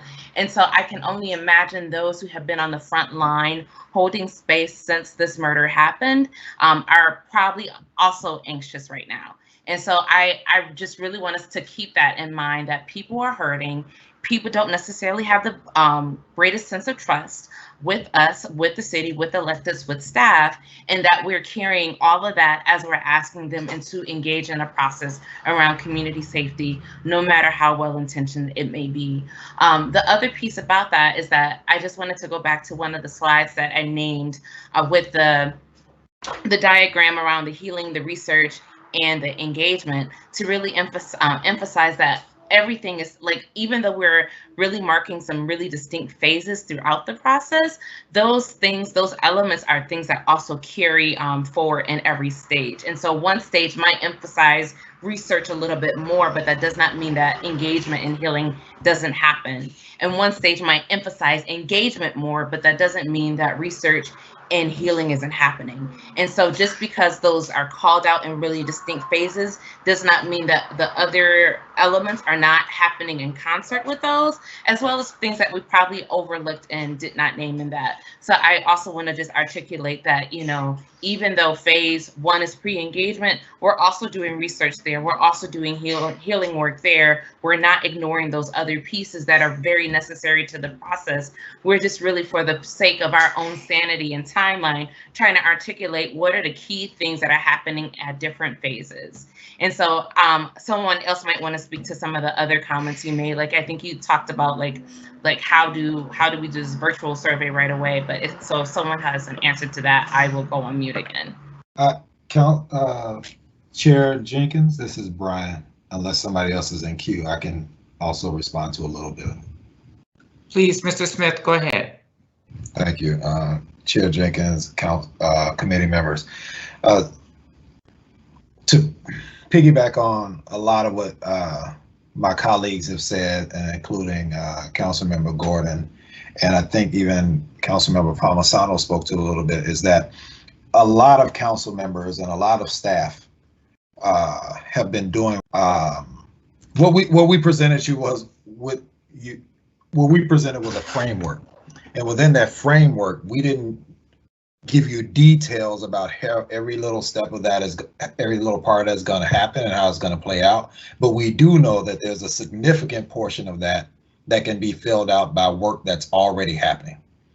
To sum it up, because one of the best examples I can give, other than what Councilmember Gordon said, is immediately after the resolution passed, Councilmember Palmisano started to have meetings around a new safety model and what this new thing could possibly be in her ward. And she contacted me and my staff to be a part of those meetings. So, and to say, is there a way that we can capture what my constituents are saying so that they can be a part of whatever's being put together moving forward and that voice is not lost. I would encourage all of the council members to do that if they have an opportunity to reach out to me and my colleagues to say, hey, we're putting this together, and not just wait for us to do it, because there's a lot of other things that we're taking into consideration that everybody else is, which is the safety of our staff, our own personal safety, and again, getting some assurances and having some thorough conversations with this body about what are we leading people to? Because one of the things that we're putting on the line is our reputations, our relationships, and the cachet that we've built over the years that's making people come to the table where they otherwise wouldn't, because government's calling them. And the last thing we want to do is bring people to the table who are thirsty, lead them down to a river or a lake, only be left to say you can't drink because of conversations that we haven't had and things that we're not sure about yet. And that's a real possibility. And that's what we don't want to do, more damage to people.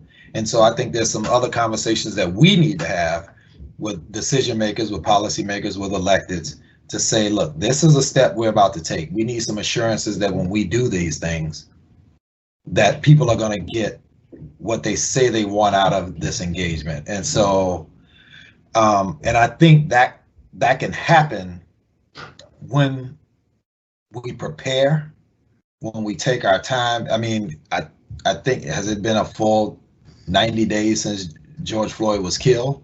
I mean, these things are moving rather rapidly, and there's a lot of people who've already had engagement throughout the city, different cultural groups, different neighborhoods, who we're in touch with, and we're putting all of that work, all of those conversations into this pre-engagement, along with setting up some other things. And we've also had over 8,000 surveys that went out from the performance and innovation team around around emotionally disturbed persons calls, EDP calls, around report only calls, and a host of other things to get feedback on what they want as we move forward. So all of that is being put into this pre-planning process. So we're not starting from scratch. There's a lot of things we can use to lean on about conversations that have already been happening about sex workers, victims of crime. There's a lot of stuff that's going on. And so I don't want anybody to be left with the impression that we're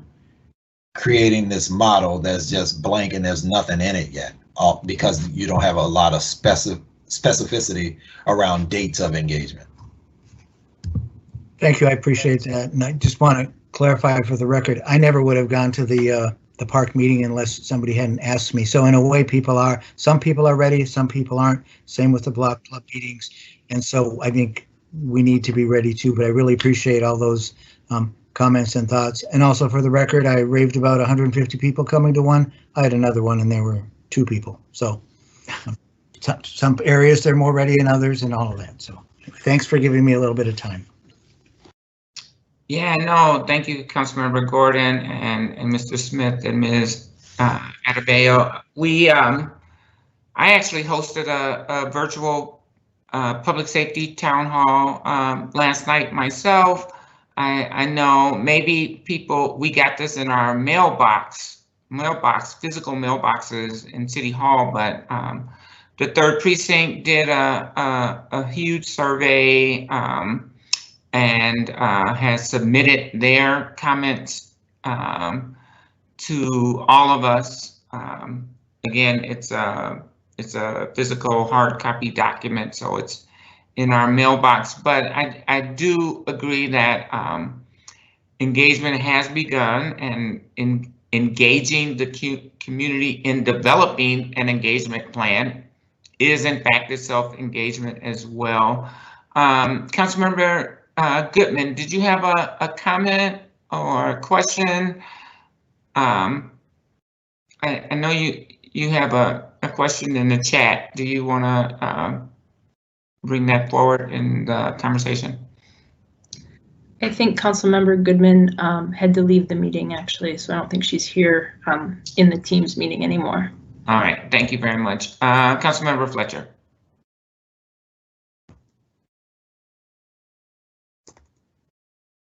Thank you, Council Vice President. You know, I want to really appreciate what Brian Smith said, that there is a danger sometimes in doing engagement before we've done the pre-work and set it up to make sure that the engagement is leading towards something. But I do also want to emphasize, and I think maybe the tension that some of my colleagues are expressing as well, is around the danger of this starting to appear like a filibuster if it ends up taking so long that we miss a budget cycle and miss some of the deadlines that are real, that you know, we are going to be voting on a budget in December, and there are decisions that we're going to be making as a council, whether this engagement has informed it or not. And I just want to make sure, I think one of the things that would really inspire cynicism would be for us to, you know, rush into it without a plan and do engagement that doesn't lead somewhere. But it will also inspire cynicism for all the people who have participated in forms of engagement that have already begun and told us about things that they want and started to really create a vision, for us to say we're still waiting on the engagement and we're not ready to act. Because one of the operative questions, of course, that everybody's asking is you know, are the elected officials in government actually going to follow through on our commitments to do something transformative? And so I think it's very important that we take those deadlines seriously and align this work so that it leads into that, you know, as best we can, recognizing that some of these deadlines are not ones that we would have naturally imposed on the work. So I appreciate the tension, and it's something that we're going to have to wrestle with, but I do think that it's important to make sure that we're you know, honoring our commitments and aligning this engagement to feed into the decision points that the council has, you know, to make decisions together. Madam Vice President, if I may respond. Yes, please. So we absolutely have a challenging balance right now in this conversation. I want us to be mindful as a city, as we are stepping into this process, that we are being as thoughtful as possible in order to not lead us down a path in which we are rushing into a process because of the city council's legislative process. I look to you as my colleagues. If you are wanting the implementation plan before like December 2nd, when the final budget is approved, like I don't know the integrity of that process that would come out of it. I don't know the quality of the work that would come out of it. And I don't know the level of engagement that we would be able to get in order for us to be able to do that in such a short period of time. Unfortunately, you know, they say change moves at the speed of trust, and right now there is not trust between government, in this case the city of Minneapolis, and residents. We have to be able to, as elected officials, establish trust that if folks participate in this process, the recommendations that they spend the time co-creating with us will actually be implemented. That is something that we have to be able to reassure folks so that they're even invested in doing it in the first place. I think that it's really important that if it takes, from my perspective, if it takes time for us to be able to get this right, then we have to figure out how to navigate this as elected officials who are constrained by a legislative process and adapt to it in order to be able to as best as possible, create space for this process to unfold with integrity and with high quality. So I hear that folks are looking to us to immediately take action and to be able to demonstrate that we are following through with what we said. There will be opportunities for folks to be engaged in the very near future. But for the overall process, for us to be able to start having those concrete deliverables come through, that's going to take time. Like that's going to take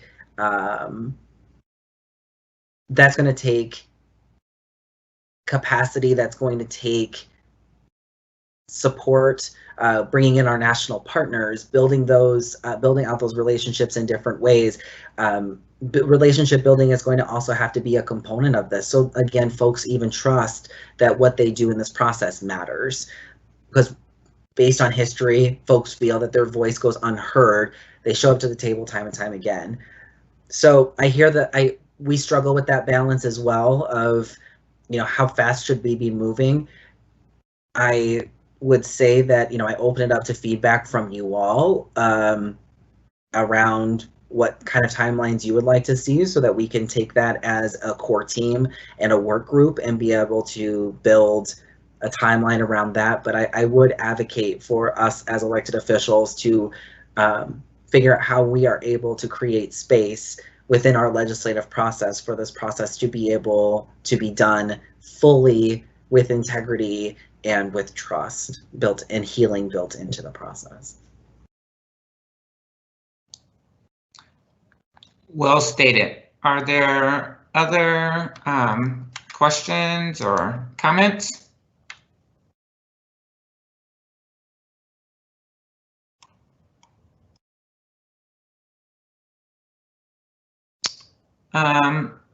Seeing none, I will direct the clerk to receive and file that report.